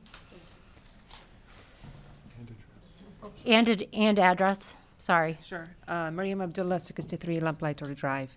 My question is that we are doing these buildings where at least one of the buildings will be reserved for age 55 and older. And my question about this is regarding what mutual gain the town and the developer are getting out of it. We are having people who are on fixed income. Property taxes are going high. So if any one of the current residents of Shrewsbury decides to leave, would they be able to rent on a cheaper price at the 55 a plus or not? I mean, I Through can't the chair, speak to. this isn't 55 and older. It's all market rate. Yeah, so if it's all market rate, how much are you looking to rent at that point? And if it's all we are asking for public funds for it, so what the town is gaining out of that? We are just increasing the property tax, we are, like, what's coming for the public out of this? Yep, so I think Excuse me. We are going to be respectful of the speakers here tonight on both sides, on the project side and the general public. So please, let's keep the clapping and whatnot to a minimum this evening. Thank you.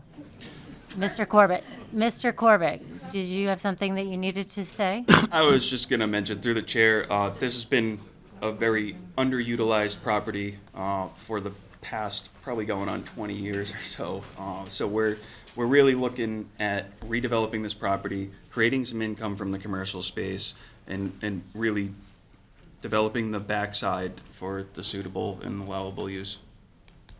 I don't see it as feasible for the town. We still have a lot of blocks by Stop and Shop is empty, the other areas are empty, At Home is empty. We all have our commercial buildings that they are currently empty. So I'm just seeing that we are doing a development, public is funding it, but there is no gain or benefits to the public who are funding that by any means. At least if we are putting one building for 55 and older, and we are guaranteeing anybody who can prove that they've been living in Shrewsbury X number of years and they are sold their properties because they are on a fixed income, then they can get the unit on a cheaper price rather than renting 3,000 and over for the rent monthly. At least we are keeping our society and keeping our community all together, not having them move to a different area to afford the rent. I think most of the people will be on SSI and will be on RSDI income. How much that will increase? Maximum you can get SSI $1,000+. Okay. How they are gonna live. And then you are building all these buildings, how you are affording the school system to be capable to occupy all of the children, like. It's just like sharing the opinion. Thank you. Thank you. Yes, sir.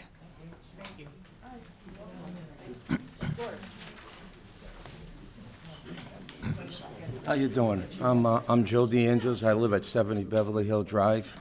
I've been in this town all my life.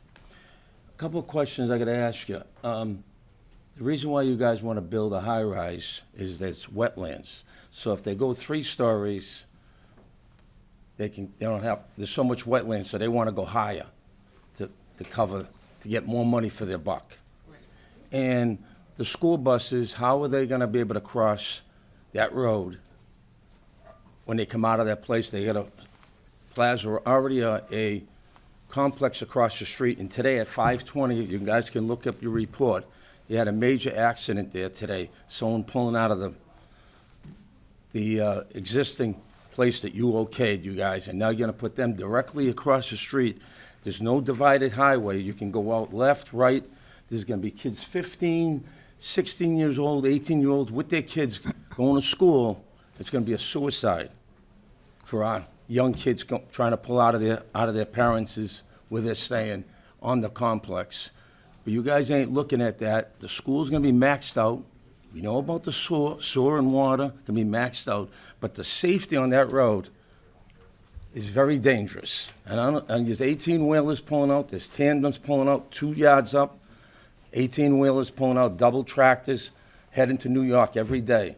You can't get out of that mall that you guys okayed on the right side already. Now you want to okay this guy on the other side.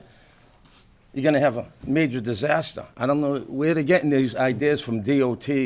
Mass DOT, they don't give us any names. You can always say Mass DOT. Who are the people you're talking to from So, Mass sir, DOT? can we be specific in what the questions are? The question is, that do you think that should go up there with the amount of traffic that's going to be trying to pull out in that street?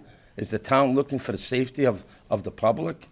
Or just build another building, that we have empty buildings in town? The next guy that's coming in, he wants to build another 200 units. Where are we gonna put all these kids? The schools are maxed out now. Please, please. You guys are, we pay you guys. Sir, I'm not getting paid to be Okay, here not this pay, evening, but so you're thank taking, you. we depend on you people. When are you gonna stop and stop the bleeding? I just don't understand. We don't have money to build schools, but you got money to give them okays. But the flip side of the coin, the fire department, gonna need bigger trucks to handle these big fires. And you know as well as I do. It's all wood. We don't have the outsource to handle anymore in this town. And the next gentleman's coming in, he wants to build another couple hundred units. So that gives us what? 1,000 units we built in less than 4 years? That's approximately about 3,000 more kids, rough plus or minus. I mean, that's the question I'm asked. These guys only develop it. They're gonna develop it, leave, and take off. They're not gonna stay here for long term. And you guys keep on okaying it every time. Oh, they're gonna build a mini mall downstairs, a gym there, but you don't look about the traffic. They don't have an answer for that. And I think you guys need to do a study on how much traffic's coming out of that road Thank you, sir. before you give them an okay. Understood. Because if one of your kids were going out on that road and get killed, you wouldn't like it. Thank you, And sir. that's the problem. You guys ain't doing the study. You just keep on listening to these guys. They got a good story to tell you, but at the end of the day, we're gonna be suffering, the whole town. Thank you, sir. Thank you, sir. To frame that in the form of a bit more of a question, has there been any impact studies, or is there a plan to do any further impact studies, but except for traffic, but from like a financial impact analysis? Is that planned to be done by this, for this particular development? We haven't really looked at that, but I can certainly put some thoughts together and convey our thoughts from our standpoint. Just to be clear, Go Venture Capital Group here, we are based out of Worcester. We're all from the Worcester County. We all live and work here, and we develop solely in Massachusetts, predominantly in Central Mass. We are owners, operators. We have a property maintenance division. We have a property management division. So we manage many properties, Main Street and Worcester, as well as some ones that we own. Brook Street in Worcester is a 111-unit building, and we just finished a 36-unit historical building on Herman Street in Worcester, which Rachel spearheaded. So just to give you a little sentiment about who we are. We're not here to come in and leave. We're here to own and operate and maintain, which is why we put so much thought into this site plan, and continue to have further discussions for the safety and reliability of getting into the site. We have had extensive conversations with Mass DOT District 3 team, to be specific, if you need to know. Thank you. Anyone else from the public on this? Yes, ma'am. Hi, I'm Allison Kent. I reside at 18 Wesleyan Terrace. I kind of have a multifaceted question. One, I know aside from traffic, because I do understand the way it works, and I know that there's a lot of studies that have to be done and brought to the table, and I look forward to seeing what the traffic studies look like as far as multiple times a day to see the impact to Route 20. And with that information, we can make a better assessment on the true impact.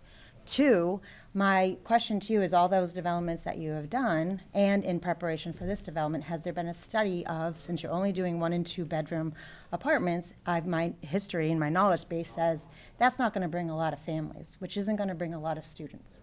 So I respect my peers and their worry. My kids are in high school and middle school, so I'm part of it now. And I respect my peers worried about infrastructure and worried about the schools. But have you done studies? And if not, I think you should, just to educate the people on what the traffic will look like at peak hours, right? If it's retail places, if it's Subway, whatever, that's only 5 to 7, 12 to 1. So what's the impact, right? And what's the school impact? Because with all due respect, I think that we're very worried about development in this town, as am I. And I'm worried about the hundreds of apartments that are coming into this place. But we have to be realistic that these retail will bring money to our town. We worry about our taxes, but this retail will bring money to our town. And we should present studies that will show the true impact to the school system and the true impact to the sewer, water, and park, traffic. Thank you. You're welcome. Thank you. Yes, sir.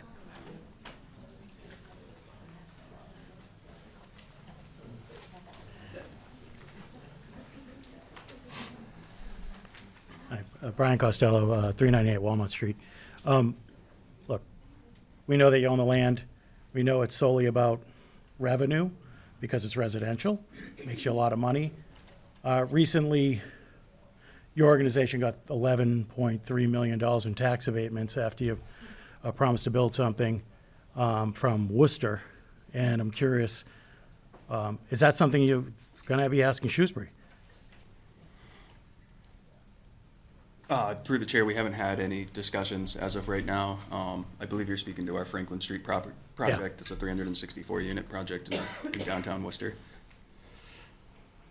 We have not had any conversations about tax abatements. But there is a history of asking for tax abatements with your organization for, I mean, it's 360, this is 250. It's pretty close, not that far off. And the second piece would be, if it's for the betterment of the town or something, I don't know about this particular piece of property. I think it's, obviously terrible from a traffic perspective. We all agree. Recently, that the property that was developed for Pi, which is that the name of the company that went up over on the left there? Yeah. It's like a high manufacturing company, I guess, right? They're kind of like clean manufacturing. Would you ever consider getting rid of the residential piece and just putting a commercial property?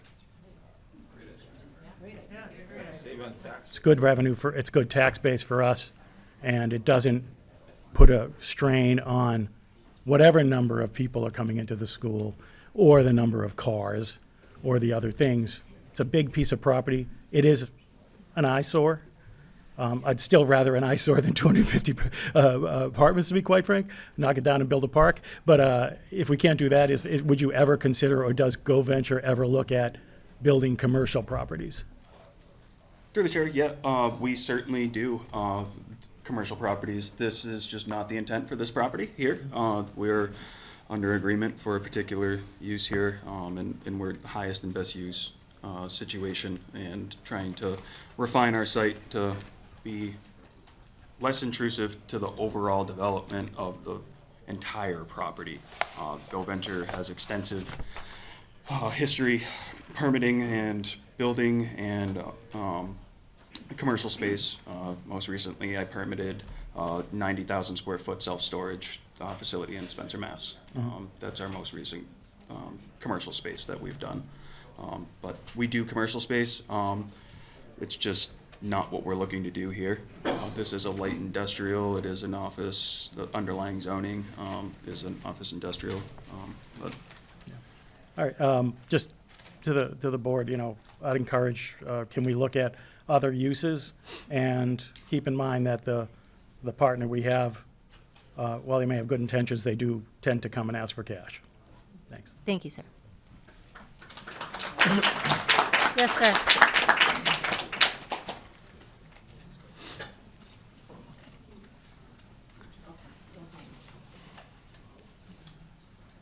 Hi, this is Ravi Natarajan, 67 Boylston Circle.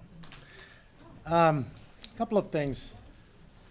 I know that there was one person who said that it's not going to affect the school district. I moved into... Sir, can I have you speak into the Yeah, microphone, please? I moved into Shrewsbury from Worcester because it was a better school district. That was the only reason. My girls graduated in 2018 and 2021 from the high school. When they were having their lunches, they did not have a place to sit. This is back in 2018 and 2021. And you folks are talking about another 500 units either be it a single bedroom. I have 2 units in Williamsburg Court. Everybody wants to move to Shrewsbury with their kids because of the school district. If you folks do an analysis of the old Spags, all those apartments there, how many kids are utilizing the schools? And if you think you can use that as a data point, and then extrapolate that to the other 2 developments. I'm talking about this as well as the other one that's going to follow this. Would the school district or the schools that we have currently, the infrastructure, be able to support this? No way. I rest my case. Thank you. And the board, this is a question for the board. Before, just like the other gentleman said, thank you for that. You folks have to look at the whole picture before you make a decision. Thank you. Thank you very much.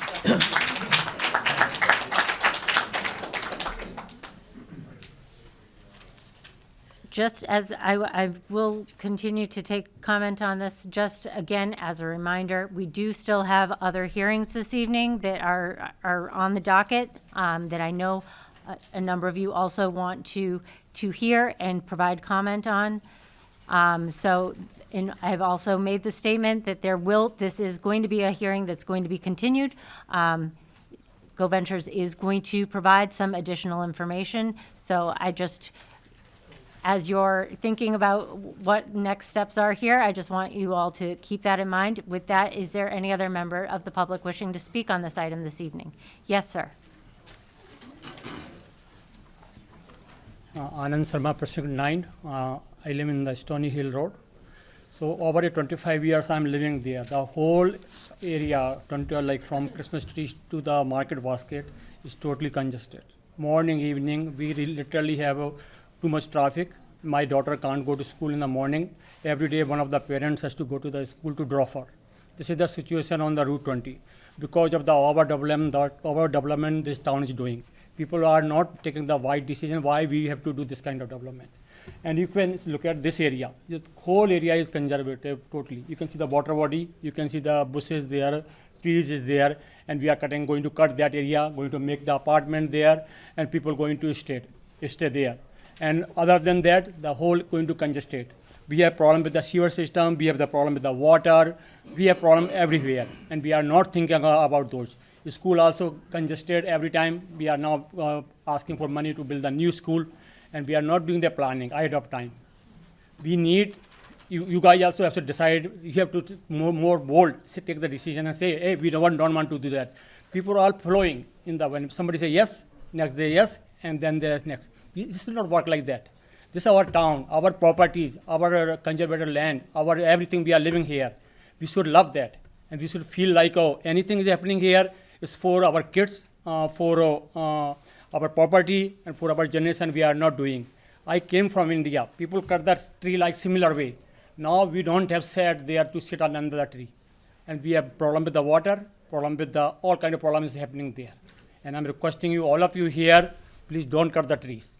Conserve the water body, conserve the trees we have, and follow the whatever the good for town.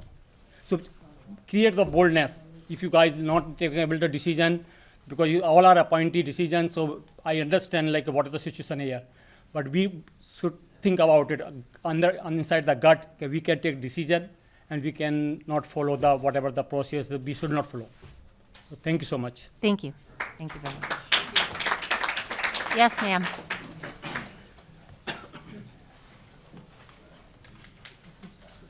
Julianne Tomasi, 7 Surrey Lane. I just want to make one brief comment, and this is a private Ma'am, equity again, firm. please, if you could just. Sure. This is a private equity firm. Their number one responsibility is to basically get a return for their investors. And I'd say more than likely that they're going to ask for that abatement. Why? Because they get a greater return for the investors. Don't forget that. Private equity firm, they've got to generate a return. If they want to attract new investors, they have to be able to show returns. So it's not about us, and it's not about the community. it's about their investors. Don't forget that. So I just want to address the tax abatement comment because that's the second time it's been addressed or brought up. So this board does not have the authority to grant tax abatements to this developer. That would be a process that would have to be negotiated through the select board. So although it's certainly something that could be discussed here, to the extent that the board has no authority to make that action and can't really consider it. So it's something I'm happy to have the conversation with the public on, but it does not live in this board as that jurisdiction. Appreciate that. All right.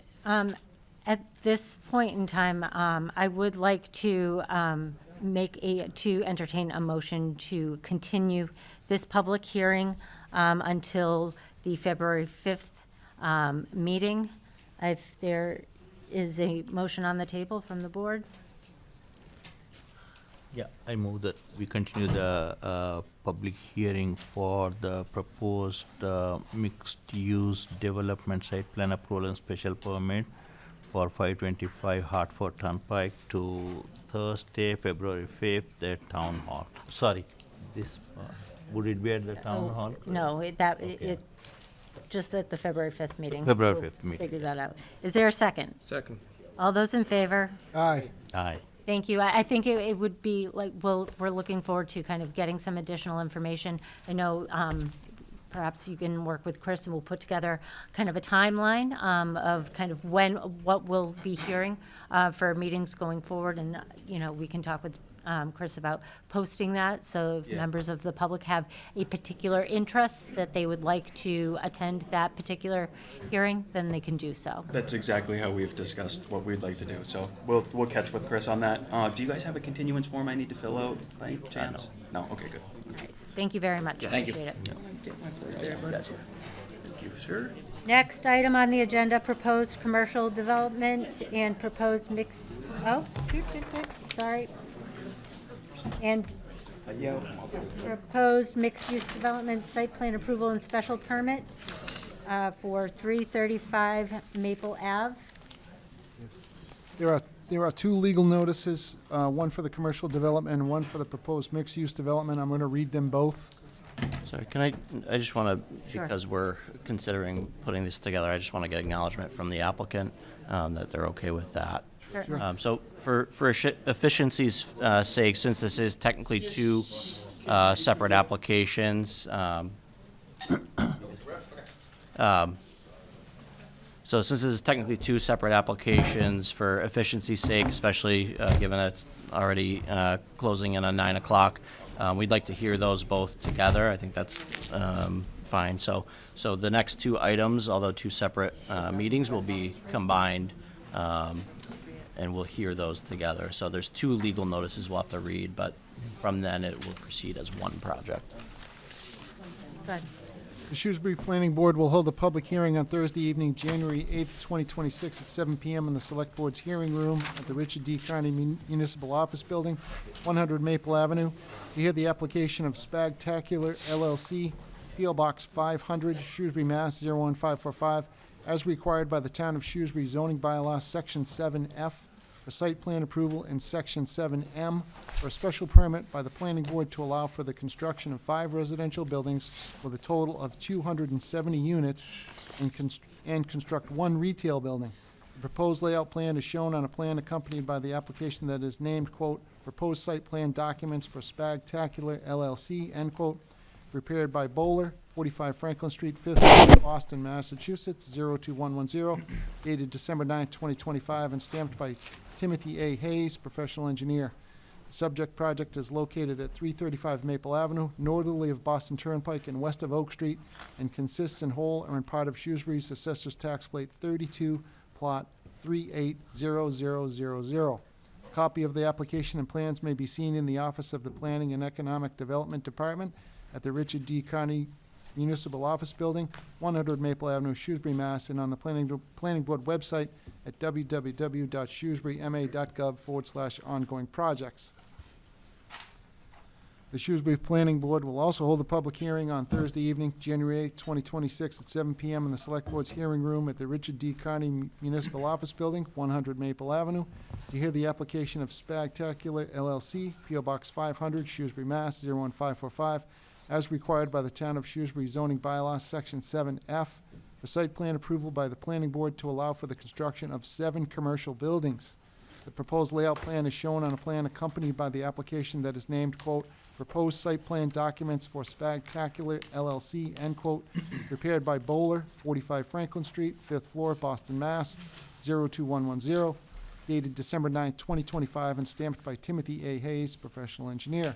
The subject project is located at 335 Maple Avenue, northerly of Boston Turnpike and west of Oak Street, and consists in whole or in part of Shrewsbury Assessor's Tax Plate 32, Plot 380000.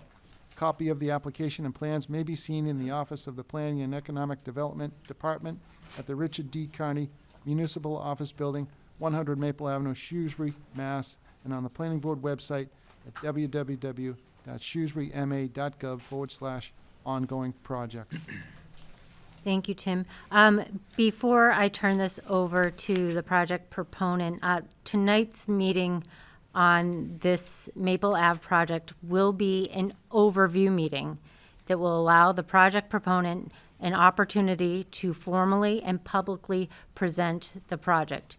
This is much different than the hearing or the public meeting, that was held on Tuesday. Given the scope and the level of public interest in this, I am anticipating that there will be several hearings in the future on this, each focusing on specific components like traffic, water and sewer, infrastructure, and community impacts.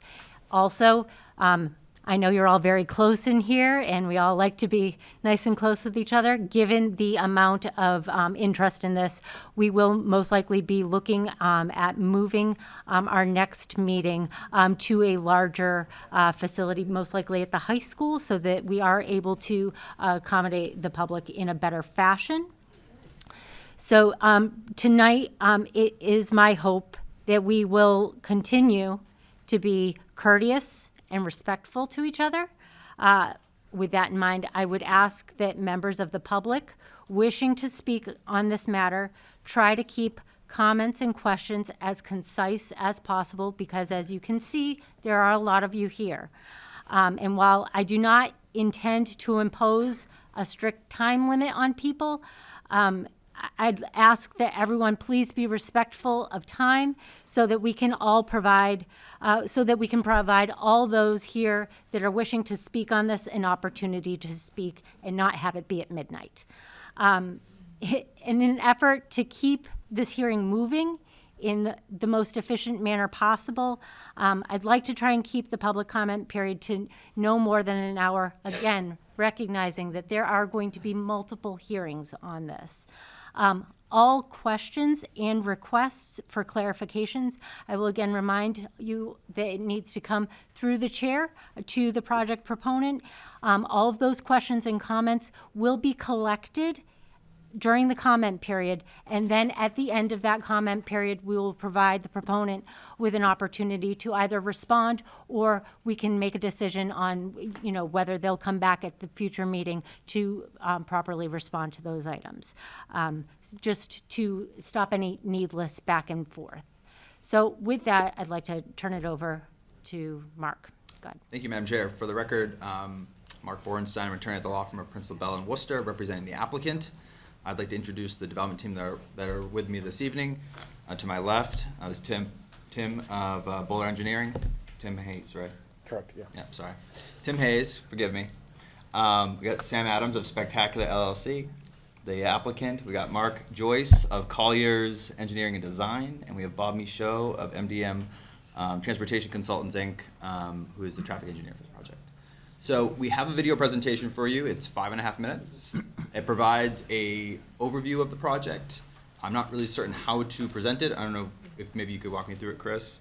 But as was read into the record while we were figuring that out, these are 2 separate applications for 2 different developments, one a commercial development, one a mixed-use development in the Lakeway Overlay District. So the video presentation will provide an overview of the project, At that point, we'll certainly hand it over to staff, and then we look forward to the discussion with the board and the comments from the public. We had a lively discussion 2 nights ago. We look forward to additional feedback from the public, and we're here to listen, and we're here to refine the project. What you're seeing is a conceptual plan, and we're going to continue to work with staff, the neighbors, and the town to make sure this is a project that makes sense for the proponent, but also for the neighborhood. So with that, I'd like to share the video presentation. So If you do share screen, it should go right through. I share screen. We'll do audio as well. I believe so. Okay, I'm gonna turn. We'll see how this goes. If there's music right away, it's working. If not, then we've got a problem. So just bear with me for 1 second, please. So share screen. Share screen. It's on. Oh, entire share screen. It's coming. There we go. Okay, minimize this. This looks a little bit pixelated. Chris. Oh, maybe it has to. All right, let's see. Fingers crossed.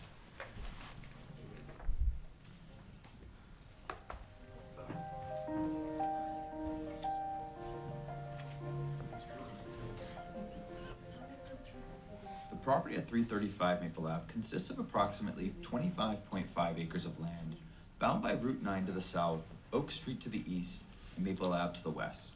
The property is primarily undeveloped, with the exception of an existing approximately 77,000 square foot Chelmsford Ginger Ale Company facility located along the lower portion of the property. The site has significant grade differences, with certain areas exceeding 130 feet. These topographic challenges, in addition to certain limitations with respect to Route 9, drove the design of the developments and will dictate the future use of the property. The proposed design of the developments preserve more green space, ensure more gradual slopes, and provide a more cohesive layout on the site. The property is located exclusively within the Commercial Business District and the Lakeway Overlay District.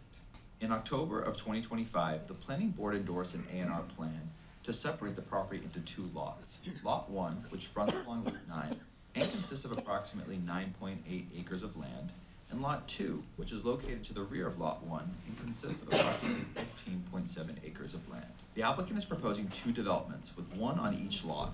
On Lot 1, the applicant is proposing a commercial development, which will consist of 7 commercial pads, which will be split on either side of the Mason Lodge, located at 353 Boston Turnpike Road. The easterly, higher portion of Lot 1 will have a right turn only driveway located approximately 430 feet west of Oak Street on Route 9, and a full access driveway located approximately 325 feet north of Route 9 on Oak Street.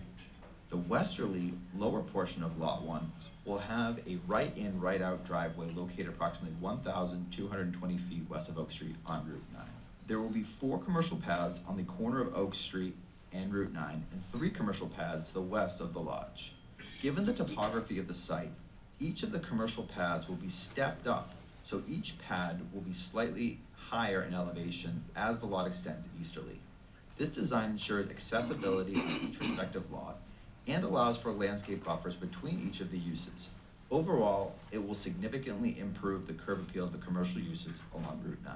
Among the 7 commercial pads, the applicant is proposing a total of 3 restaurants with drive-through facilities and approximately 158 surface parking spaces, a car wash with approximately 15 surface parking spaces, a bank with a drive-through and approximately 33 surface parking spaces, and a total of 2 retail stores with a total of approximately 96 surface parking spaces.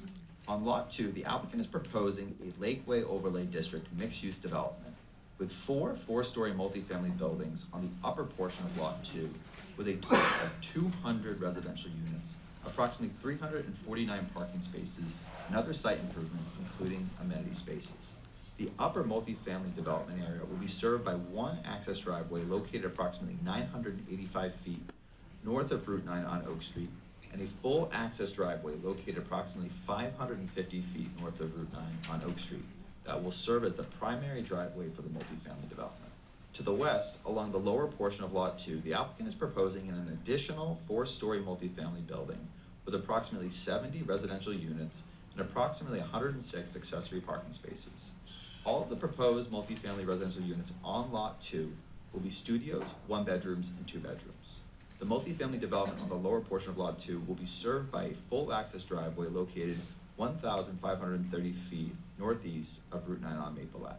To the south, the applicant is proposing an approximately 20,750 square foot supermarket with approximately 170 parking spaces.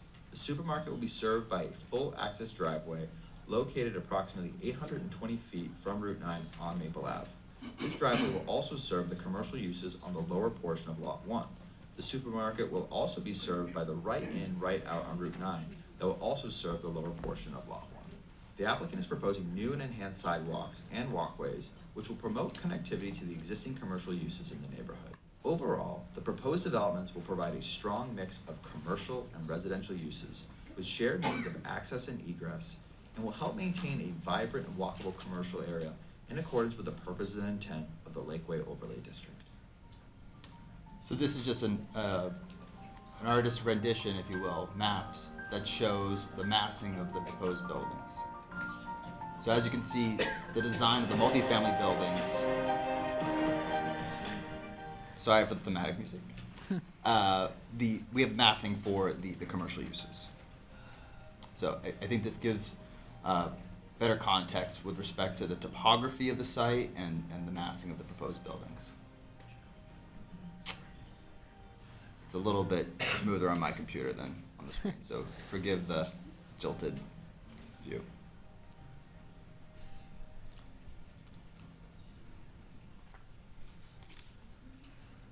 All right, thank you.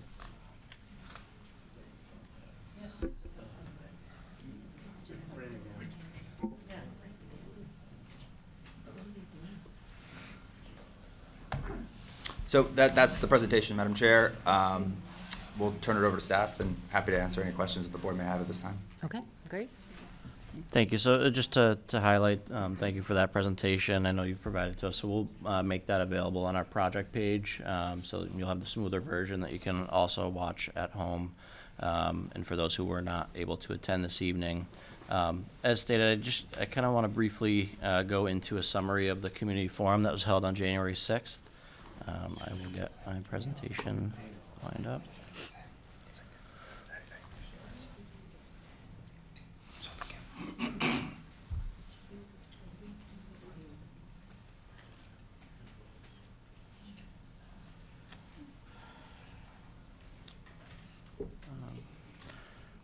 So again, I just want to go into a couple items here. So again, a summary of the community forum, some preliminary staff comments, and the proposed schedule of topics, which has been provided.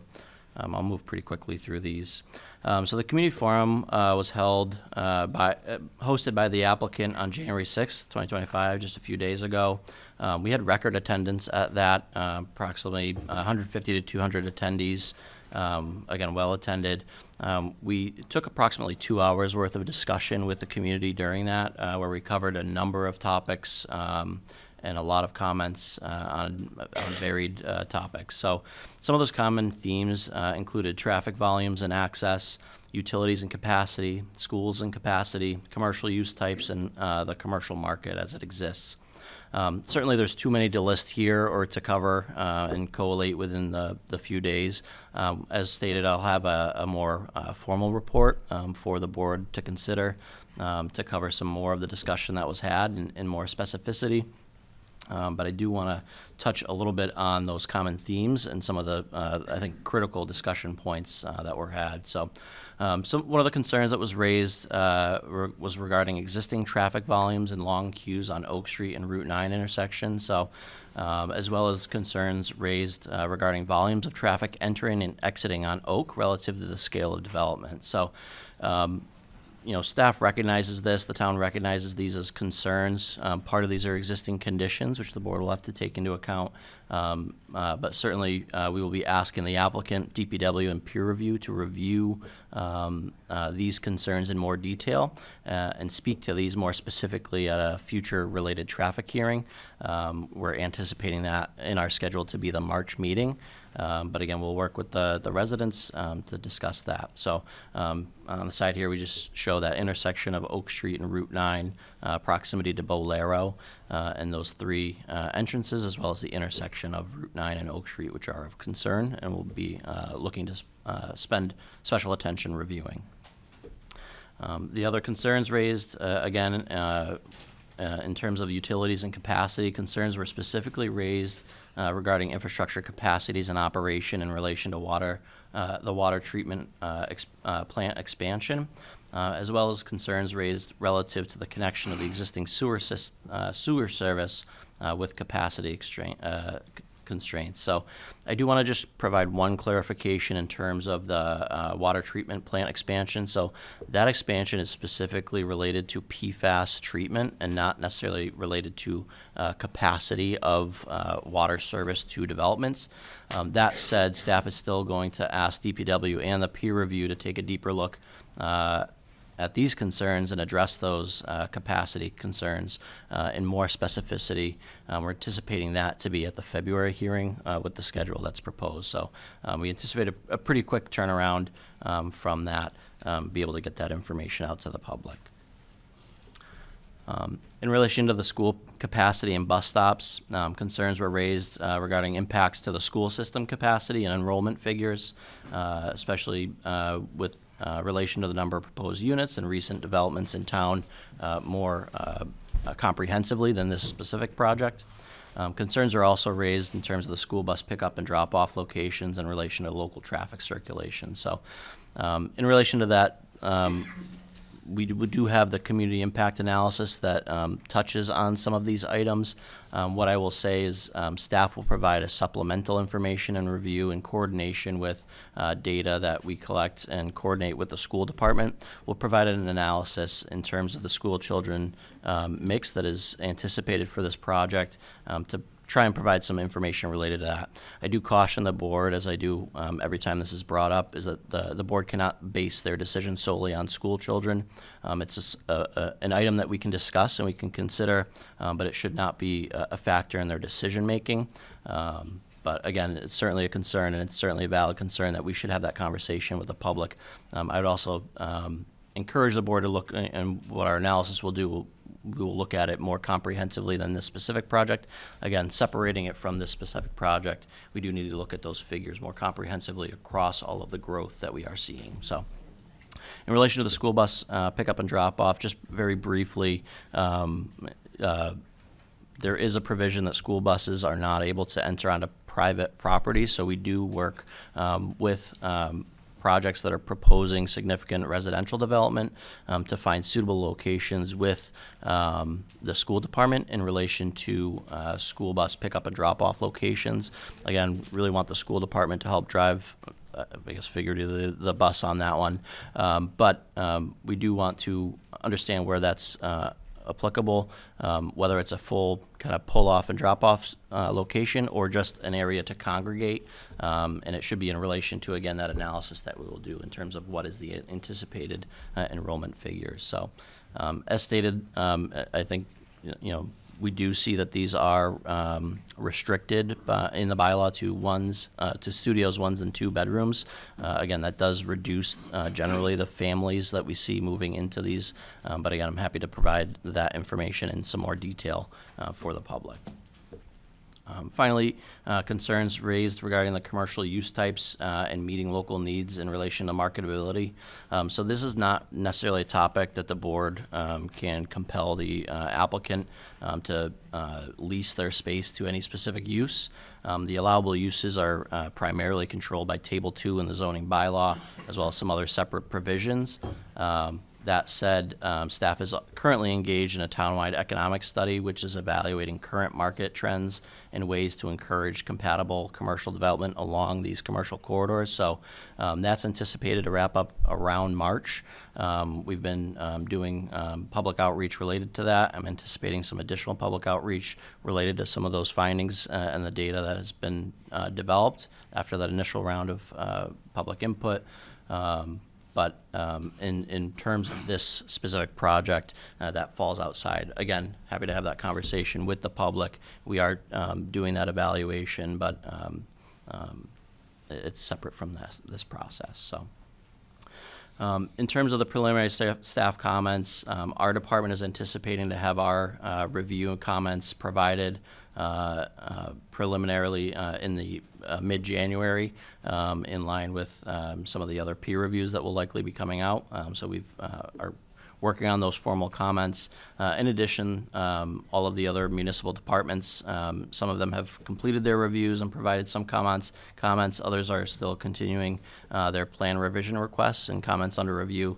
I understand the applicant is working through those comments actively, so that is an ongoing process. So again, additional information will be coming and potential plan revisions as discussed with the applicant. So.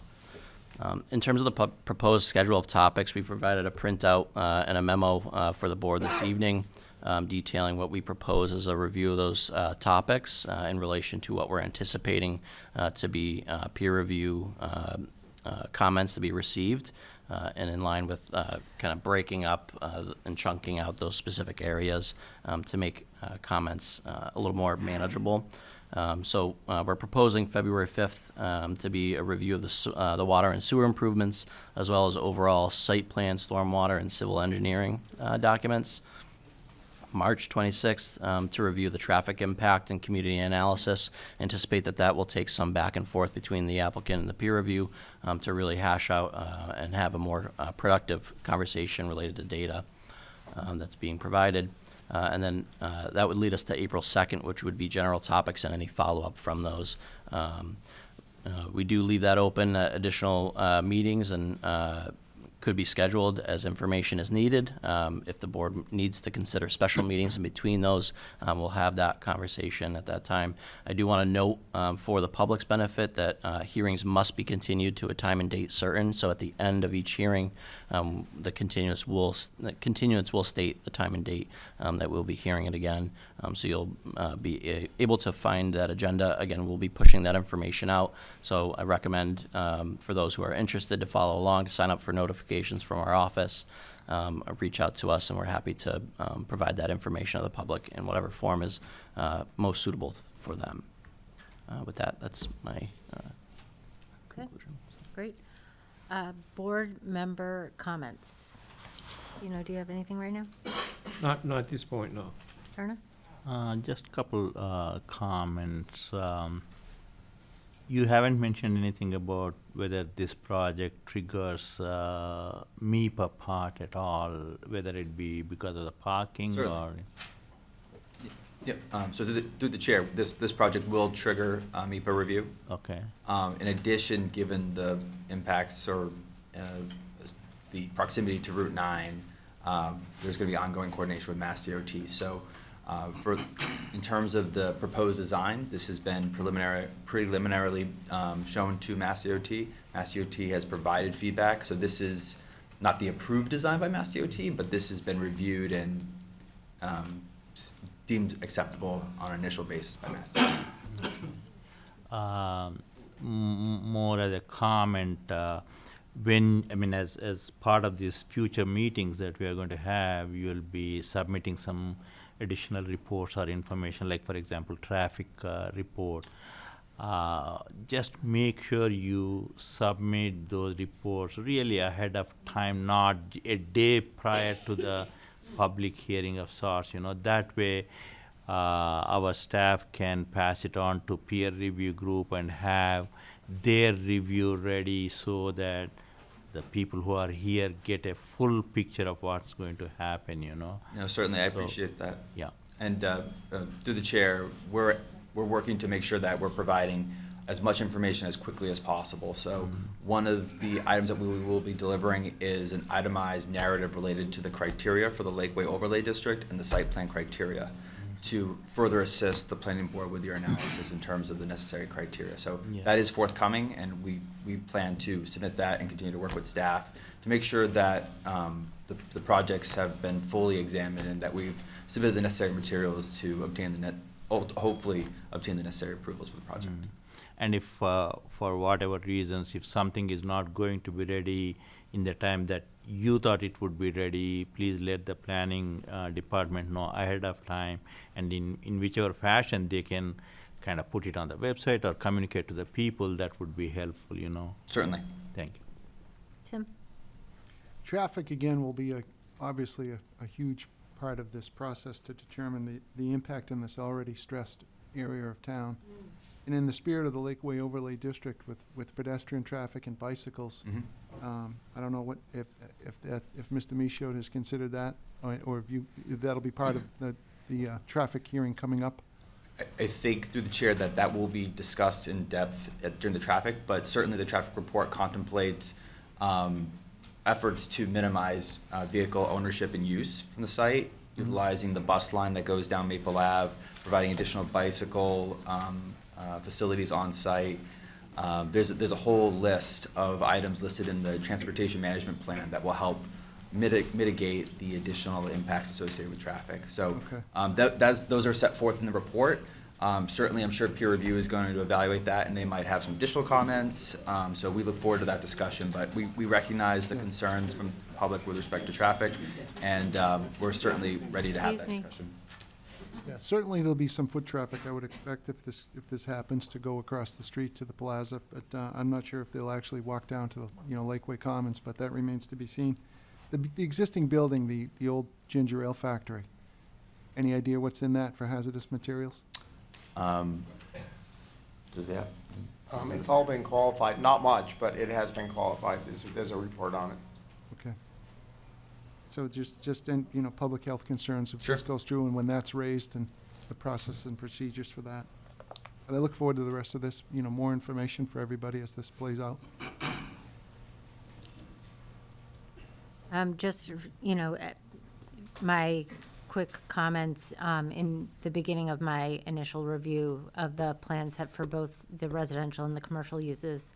I must say, I'm happy to hear that it's conceptual, because I was a bit disappointed in the layouts as it relates in particular to the commercial component along Route 9.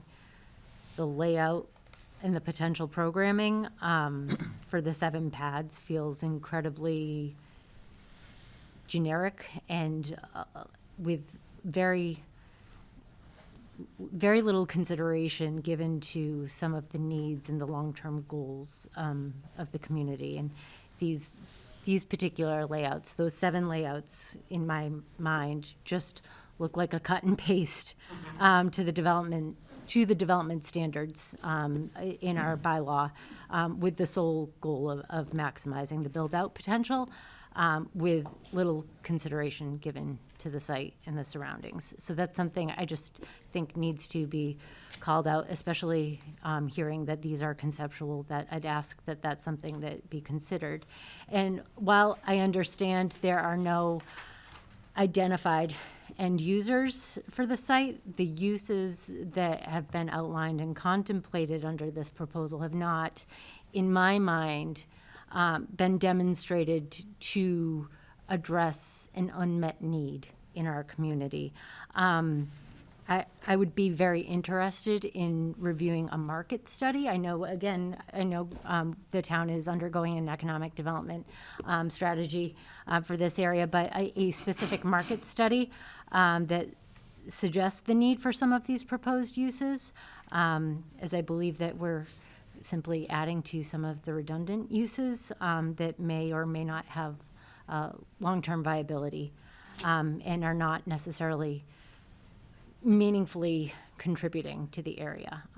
So as proposed, the development does not, in my mind, again, this is my opinion, does not represent the highest and best use for the site.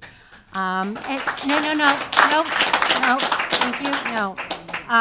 But I do think it falls a bit short of the community standards and the expectations of our town that we've set for ourselves. So again, knowing that this is conceptual, I ask that some of those considerations be taken into account.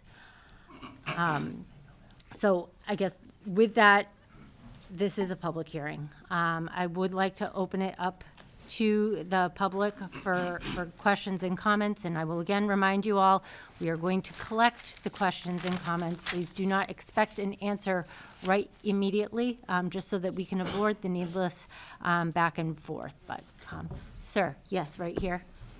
Please come up, state your name and address.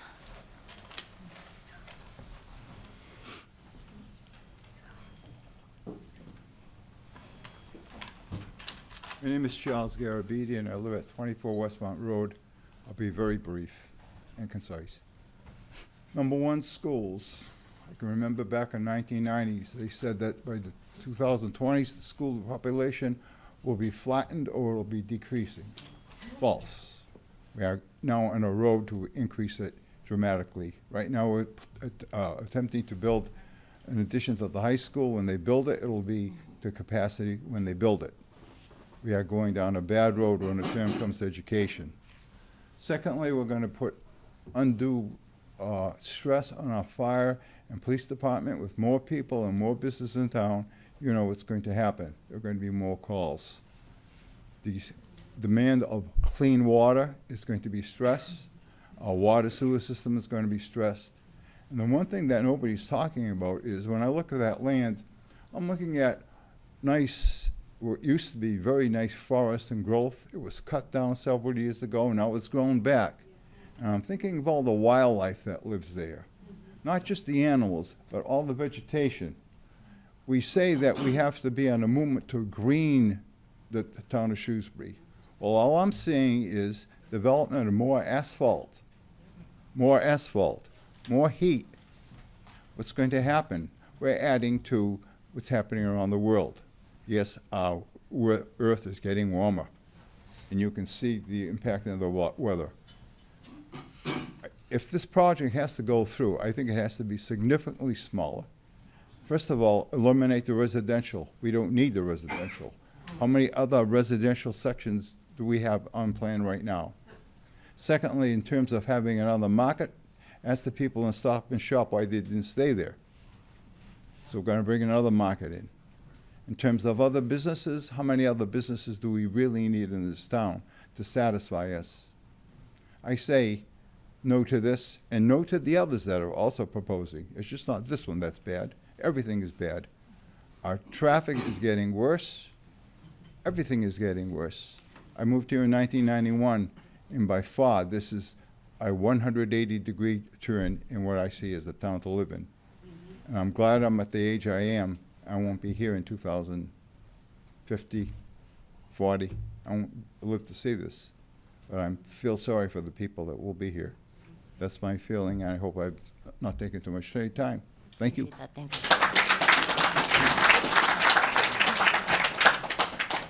Yes, sir, in the back.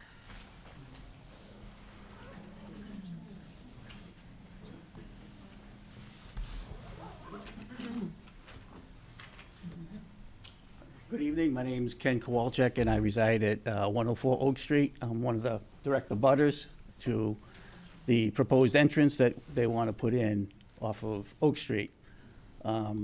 I know on the plan it shows a 50-foot right-of-way, but I don't know if the planning board is aware that that 50-foot right-of-way is also deeded to, on our deed, for us to pass and repass. So this proposed entrance is looking to take away approximately 60% of my right-of-way and offer me a 10-foot driveway. I haven't done all the measurements yet, what it takes to back out of my garage and pull out onto Oak Street. But that one-way entrance coming in would probably also impact, you know, the quality of life we have with people turning in, mostly coming down from Oak Street, because if they're coming up from Route 9, they're gonna be turning in that entrance. So coming down from Oak Street, they're gonna be turning in, and lights flashing across the house. And the entrance is probably only gonna be a few feet from Mrs. Donahue's driveway pulling out. There'll be a one-way coming in, and then we'll have our 10-foot driveway going out. I just see that as a concern. I don't know if it can be addressed in a different way. And the other concern I have is the traffic on Oak Street. If we leave the house and you wanna go to the center of town on Oak Street in the afternoon, you have to drive on the wrong side of the road. The traffic, I mean, with all the cars in the school, you have to cross the yellow line to get to the center of town. It's just my other concern with that section. Thank you very much. Thank you. Please. Yes, sir. Hi, my name is Jerry Simone, and I live on, I'm in a butter. I live on 330 Maple, which is right across the street. I think I'm going to be brief also. You said before, let's talk about what we could bring to the community. So I want to talk about that for a second or two rather than saying all the things that are wrong with this. But I will say that the setback on the building, the first 71, the apartment building, is 55 feet. It's 4 stories. It's on a berm. I studied the plan before I came in. It's on a berm, 4 stories. This room isn't 55 feet wide. So on Maple, I live across the street. I'm talking on behalf of not just the abutters that live across the street and on Birch and Wyckoff, or Beach and Wyckoff, but everybody in Shrewsbury. That monstrosity is going to be very, very close to that street. I think too close. What I'm proposing maybe is just take that building out. Don't do the building. If you have to do some other things in there, that's fine. Not that we need another specialty supermarket. There's 5 of them within 5 minutes of that supermarket. And I'm sure you could all name them. And there's one that just closed in Stop and Shop. But how about creating maybe a little park there, maybe a veterans park, maybe even a soccer field or something that gives back to the community rather than just some more apartment buildings and everything that everybody wants to do. So that's what I'm saying, to just think about that maybe. And I don't know if the developers would have anything to do with that, but maybe the town has something to do with that. Do something there maybe that would benefit the community. Thank you. Thank you. Yes, sir.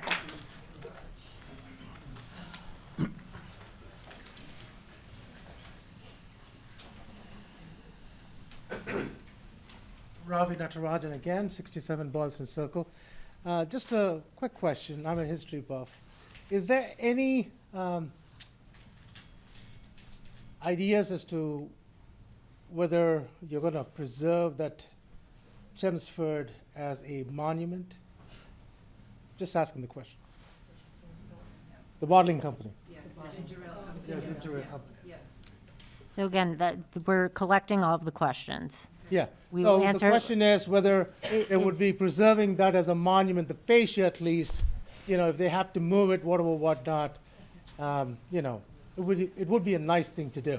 That was, I believe, once upon a time, was a company that gave a lot of people livelihood in Shrewsbury. I'm not that old, but I've heard the history.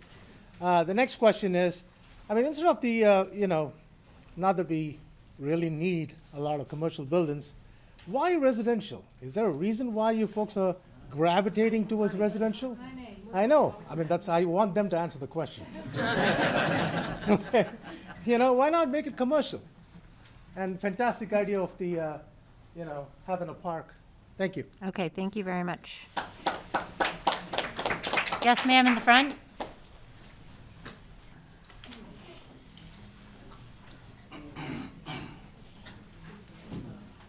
Patricia Lake, 108 Oak Street.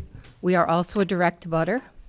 I would just like to make everyone aware of the environmental impact and the damage to our property that has occurred since the initial clear cutting several years ago.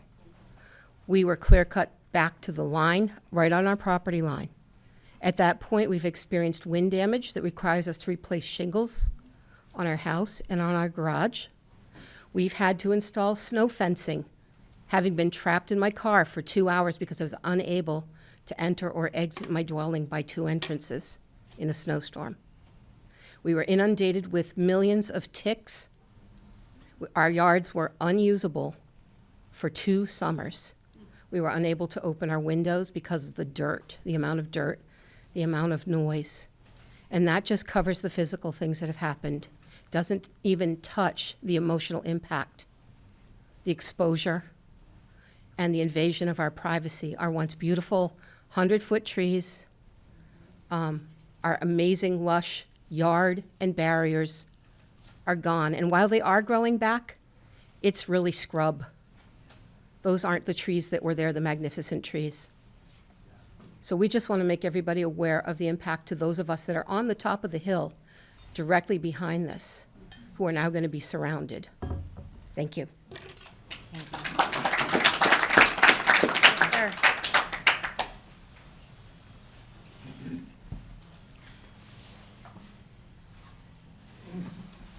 Kenneth Yankee, and I live on 9 Sherwood Ave. And if you try to go up Oak Street at 2:30 or 3 o'clock in the afternoon, you cannot get beyond the Montessori school hardly without going, like the other guy said, in the left lane by the buses. And then you get up to the other end or you turn down Sherwood, and the buses are coming the other way, and they're waiting to go down Sherwood, but down Sherwood is wall-to-wall buses all the way into the school. They have a teacher in the parking lot there directing traffic of the buses going in. If you want to come out, you have to go down the wrong way. If you want to get into your yard, if you can get up there, you have to go down the wrong side of the road and turn in, going the wrong way. That's the way the traffic is every afternoon. And it's only, they're saying they're going to add 2 more exits, 3 more exits. You have the bowling alley has an exit out. The 2 apartments each have an exit out. The Montessori school has an exit that goes around to the school, to the Oak Street School. There's another exit out of the Oak Street School there, and there's another exit beyond before Sherwood. That's just on that side. You're going to add 2 more on the hill and a 3rd one up at the top. It's crazy. You're not going to be able to move. If you come down that hill at about 3 o'clock with the buses, you can't get through the light at the bottom. You have to wait forever because the traffic is just bumper to bumper, and it goes nowhere. And it's the same way at the top of the hill on Route 9 because the buses are crossing over the top of the hill to get to the other school. The traffic situations is a nightmare. And you're going to add all this, you're going to add 300 car slots in there, and you're saying it's not going to affect it? And he's saying, oh, well, we've done a traffic study with the state highway. Well, that's great, but it doesn't affect, you said it does, they even said it doesn't affect, Sherwood is a town for traffic studies on it. So who's going to do the traffic study? You can't move. And you're going to put in all this, and plus then you're going to have 2 more going out on Maple Ave going to Route 9. If you come down at Route 9 at 4 o'clock, it's bumper-to-bumper traffic now. You can't get down it. It's just it just doesn't make any sense at all. Thank you, sir. I'd like to know, one other thing, I'd like to know how you're going to get a fire truck. If you have a 4-story building there, how are you going to get a fire truck down down Oak Street to turn into there with a ladder truck to get to a 4-story if there's a fire emergency? I don't see it happening. And they show 2 rotaries in there, which are little dinky rotaries. They're not big enough to really mount to anything. The whole traffic situation is a nightmare. That's my personal opinion. Thank you. Thank you. Sir in the back. Okay. I'll get you next, sir. Come up here again. Yep. Joseph DeAngelo, 70 Beverly Hill Drive. I don't know if any people remember when we only had to go to school 4 days a week because the schools were packed. That's right. So I think everybody should start thinking and asking all these people here that we all went to school 4 days a week because there was enough room for the rest of the kids. And we need a development like this in town. I think you got to do the study a little better. And where's he going to put all the snow and ice in the wintertime? The wetlands, he ain't building no wetlands and all the snow. Go see where he's putting the snow now at the development he owns. Go watch and see where the snow's going. It's going right in our town sewer, and it's heading right down Lake Quinsigamon. It's all salt and sand in there. And now they got a requirement how much salt you can put down in a parking lot every year. You have to keep record of it. He's not going to keep record of it. And go look across the street, the development he has. See where the snow is.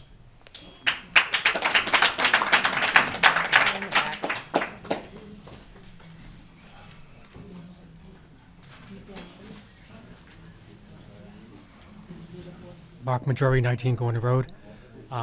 You guys talked about traffic study maybe in March during the discussion. I am hoping, since 308 and 312 Barson Turnpike is not here to discuss their plans tonight, I'm hoping that we could request a traffic talk that same month. So we can have, because I think that plan is really gonna, their whole traffic study is based off, going off of Oak Street. And that's gonna be based off the Mass DOT. So I'm hoping that town can request them to talk about their traffic study as well as theirs. I don't have to go to every single meeting, so I can hear and ask questions. You don't want So- to come to all these I meetings? mean, at this time, I've been going to every plan meeting for the last 5 months. I do want to speak a little bit to those logistics. So in terms of aligning different meetings, traffic studies, so the 308, 312 traffic study has been provided and is under peer review, likely to be completed for the board's consideration at the next meeting. So the applicant has provided their traffic study for this project. So those will not line up. It's likely that the 308, 312 will want to review their traffic study at the February meeting and likely request any other information or look to close their public hearing at that time, so they wouldn't continue to March. That said, I'll reach out to the applicant. So is that the one that they submitted in December 10th? They submitted a traffic study December 10th. Yes, yeah. Has no mention of this. Correct, 'cause this wasn't filed yet, Yes, so. I know, but it's gonna really, I have a study here. It has no mention how they turn around. I mean, they're basically, all that Understood. information in 2022. Understood. So So- this project will have to take the 308, 312 into account, whereas the 308, 312, as they filed prior, does not take that. So it shows up as background traffic for the. Okay. Okay. I'm happy to have that conversation. We could talk through how that works, but. Okay, well, I think they go hand in hand, and I don't think you can talk about one project and the other, because it's gonna, their traffic study is gonna totally affect Oak Street. Turn around, they need to go to Oak Street. And if they wanna come on there, they're gonna go on Maple Ave, the light. That's gonna totally, the whole traffic study is gonna be gone. I mean, it's just not conducive. I don't know how they're gonna defend it, but anyways. The other thing about it is, you mentioned the hazardous materials in that building. So the last time Mr. Adams demoed a building, the old Price Chopper, which is now Reliant, when they did the rodent thing, the whole Fairlawn area had a lot of rats problems. So I'm a little concerned about that building and where those rodents will go to. We've seen a lot of it when that happened. So I'm a little concerned about that. I know this might be a Board of Health issue, but I do have concern about the demo of the building. For that. And then just lastly, the Lakeway overlay was supposed to promote walkability. And from what I see from the apartments from the Oak Street, they pretty much came a walk to the 4 or 6 buildings, commercial-wise. It's all promoted for driving.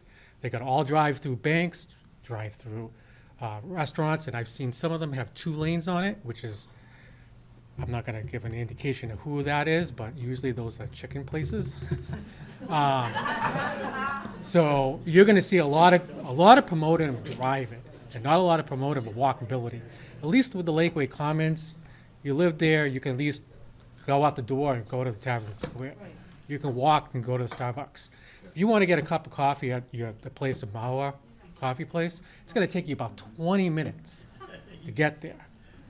I don't think there's walkability. I mean, it's not promoting. I mean, I was kind of looking forward to that development and hopefully walk into places. I don't know if I can walk all the way up the hill for a drive-through. I mean, it's not, no one in the neighborhood, surrounding neighborhood is gonna be happy about it. I mean, at least with the other ones that he had, with the little smaller restaurants, at least we can walk to it. But those other people on top of the hill, they're not gonna be able to walk to it. They're gonna take their cars. It's all promoting driving. And that's not what the overlay was meant to be. It was supposed to be community, walkability, commercial, residential, and being kind of a walkable Route 9. So, I mean, I'm gonna save my other comments for traffic when it comes, because I have a lot of issues with that. But I really hope that the 308 and 312 kind of address this part of it. if you can request it. Okay, Thank you, sir. Thank you.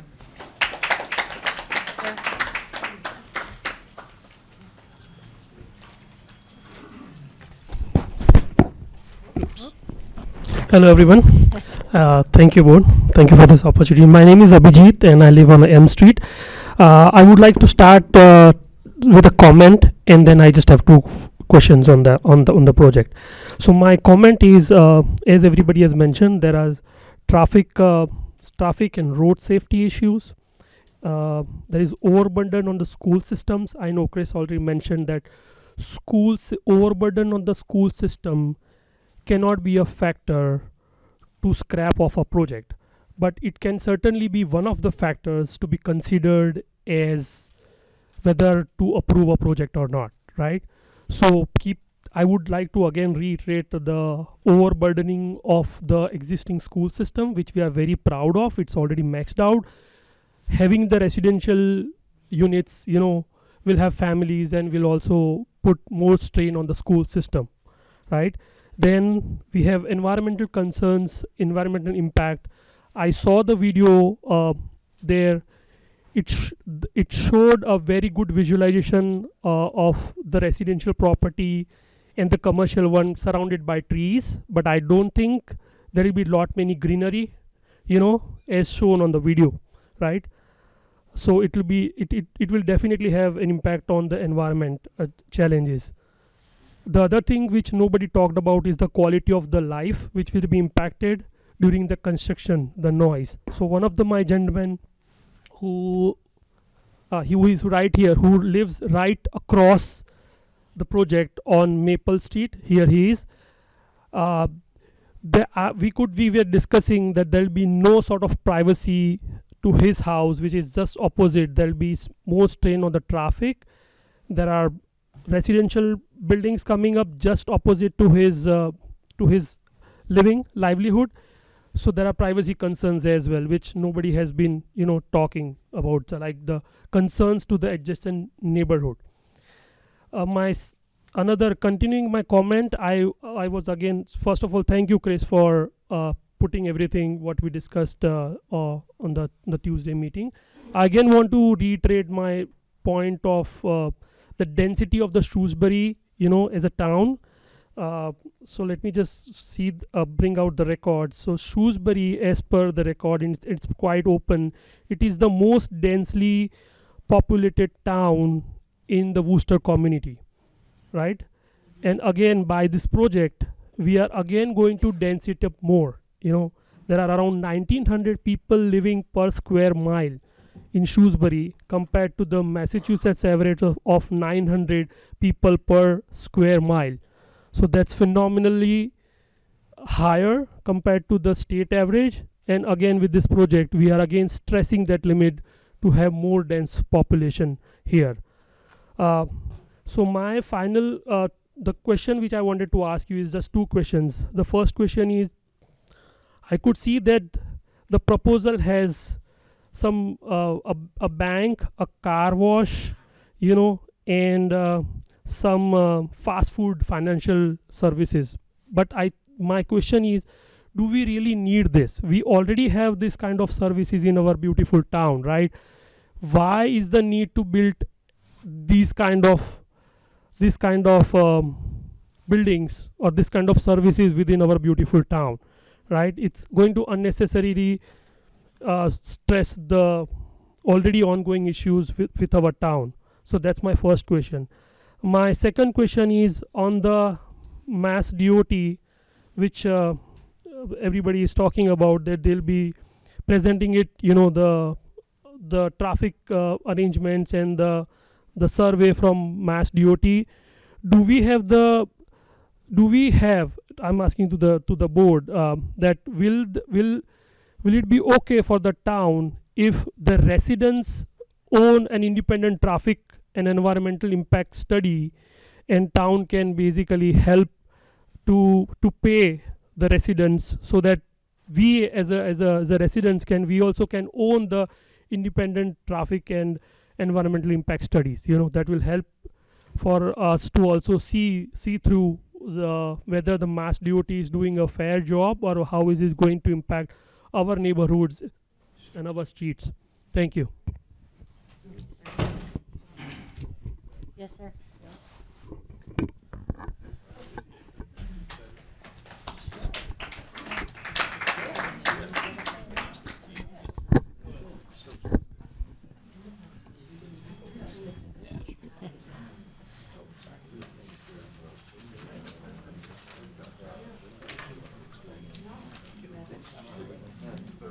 Charlie Davis, 26 Millwood Drive. This is my first planning board meeting, but really just had a question around, and I'm not sure if you guys are a private equity firm either or owned by a private equity firm, but somebody brought up a good point.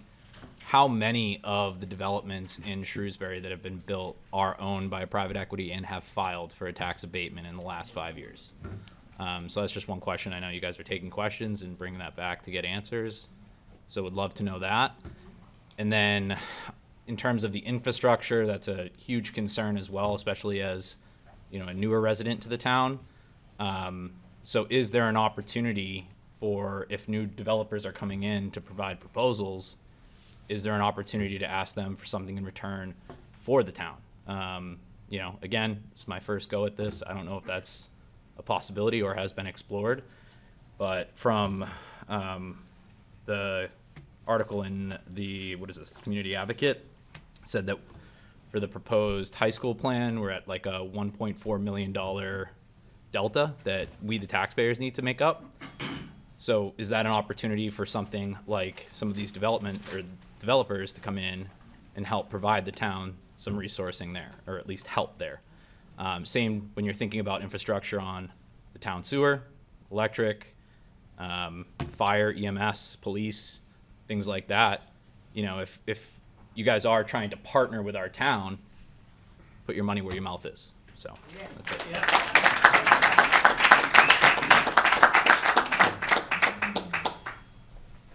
Yes, ma'am.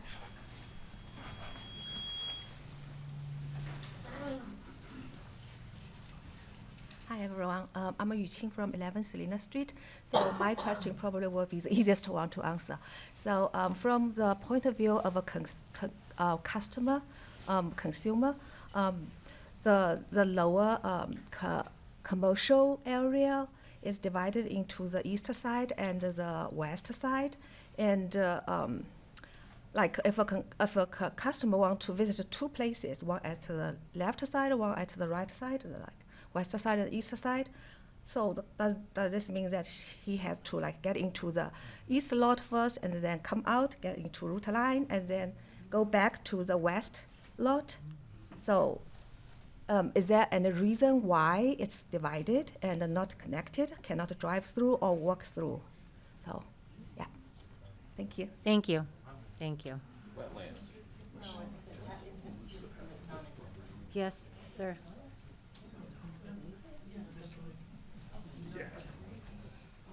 Hi, my name is Tejas, and I'm living on the 328 Maple Avenue, just opposite to the proposed property. My major concern is with current traffic what we have on Maple Street and Route 9 where it is connecting. If you see like morning hours, like I mean during office hours, 7 a.m. till around 10 a.m. and during evening 4 p.m. till around 7 p.m.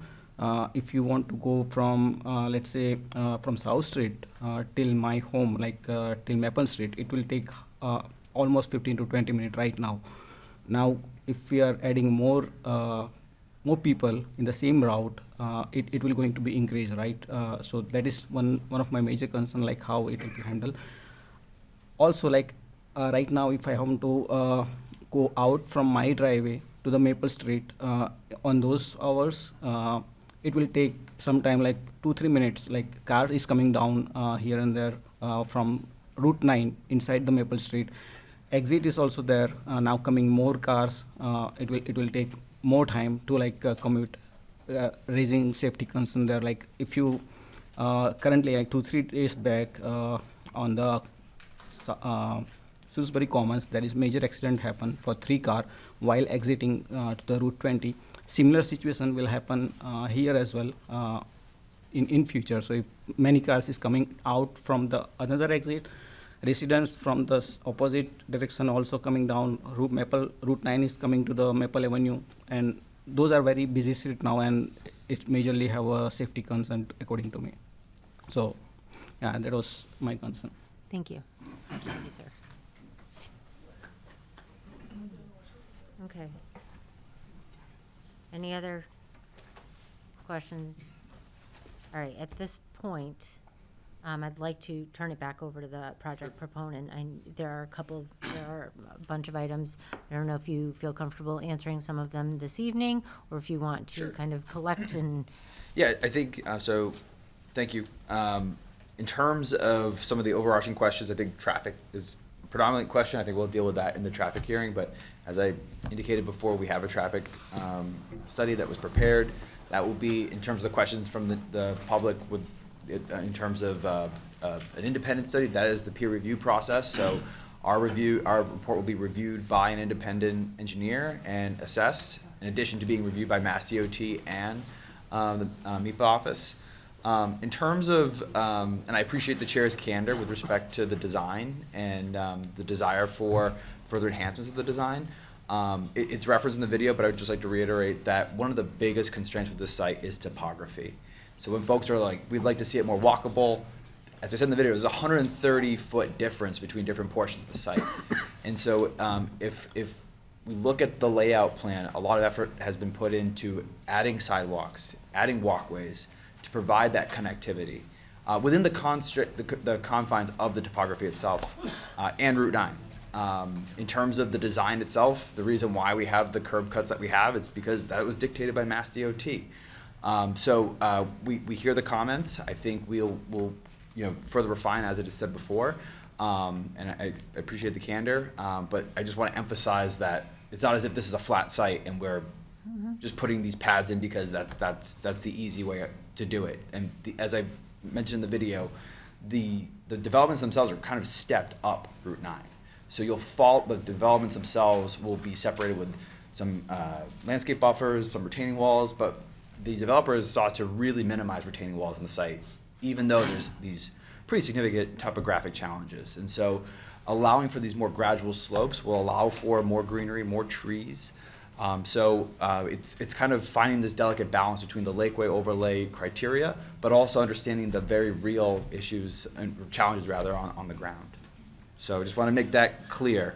So talked about walkability, because that's certainly a focus of this particular development. In terms of the questions about benefits, parks and whatnot, one of the requirements of the Lakeway Overlay District, as the board is well aware, but for the public's purposes, is providing community benefits. And so we are looking to work with staff and have conversations with the board and the public to find ways to provide those community benefits.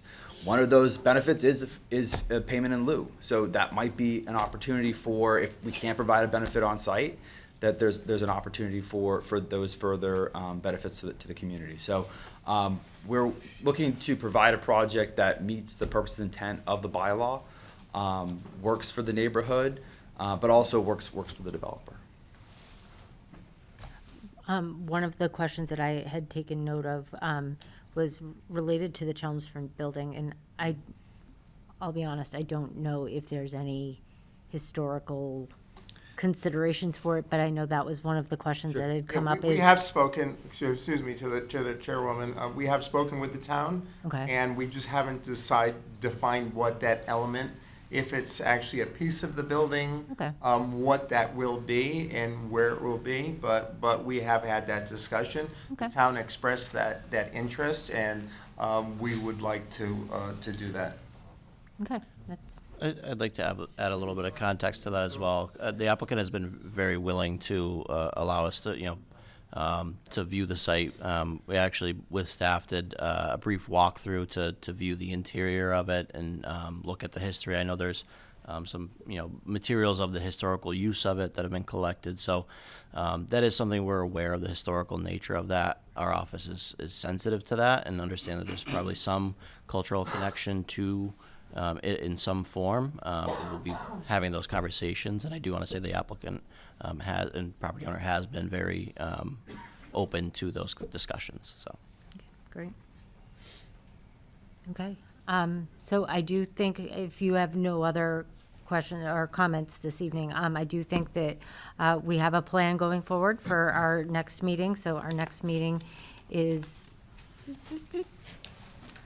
February 5th, and at that meeting, our intention is to discuss water and sewer improvements on the site, stormwater and whatnot. So, and at that point, we'll hopefully have our peer review complete.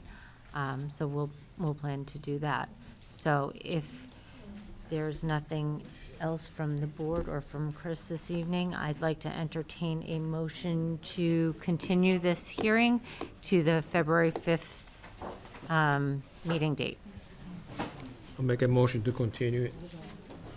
Second. All those in favor? Aye. Opposed? Ayes have it. Thank you, guys. Thank you. Thank you.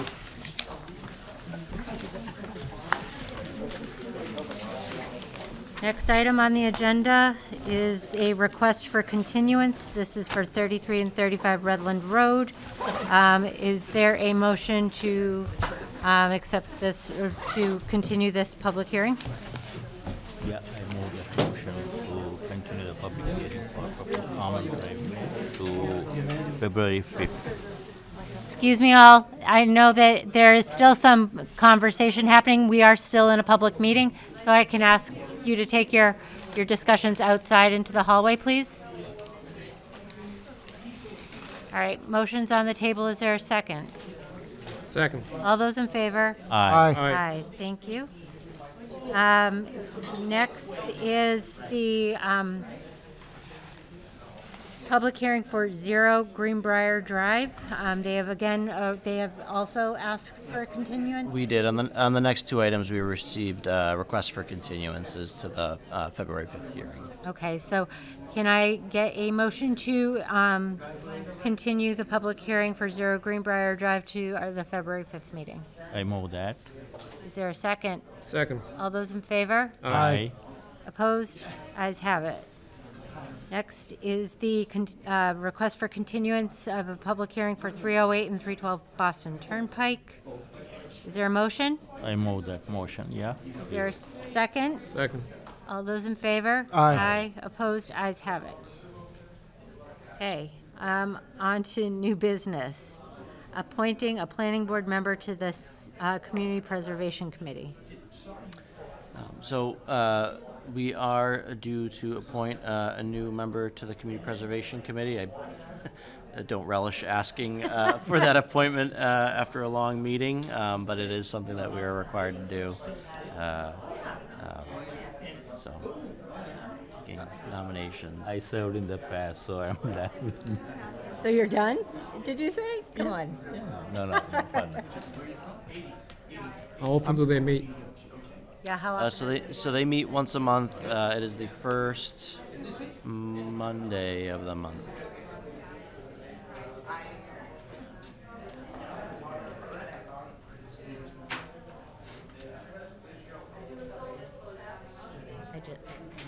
I just do not have the capacity. Yeah, I'm currently doing the CMRPC. There was a hearing, the quarterly meeting tonight at the same time, so obviously I couldn't do that. So I can't volunteer for this one.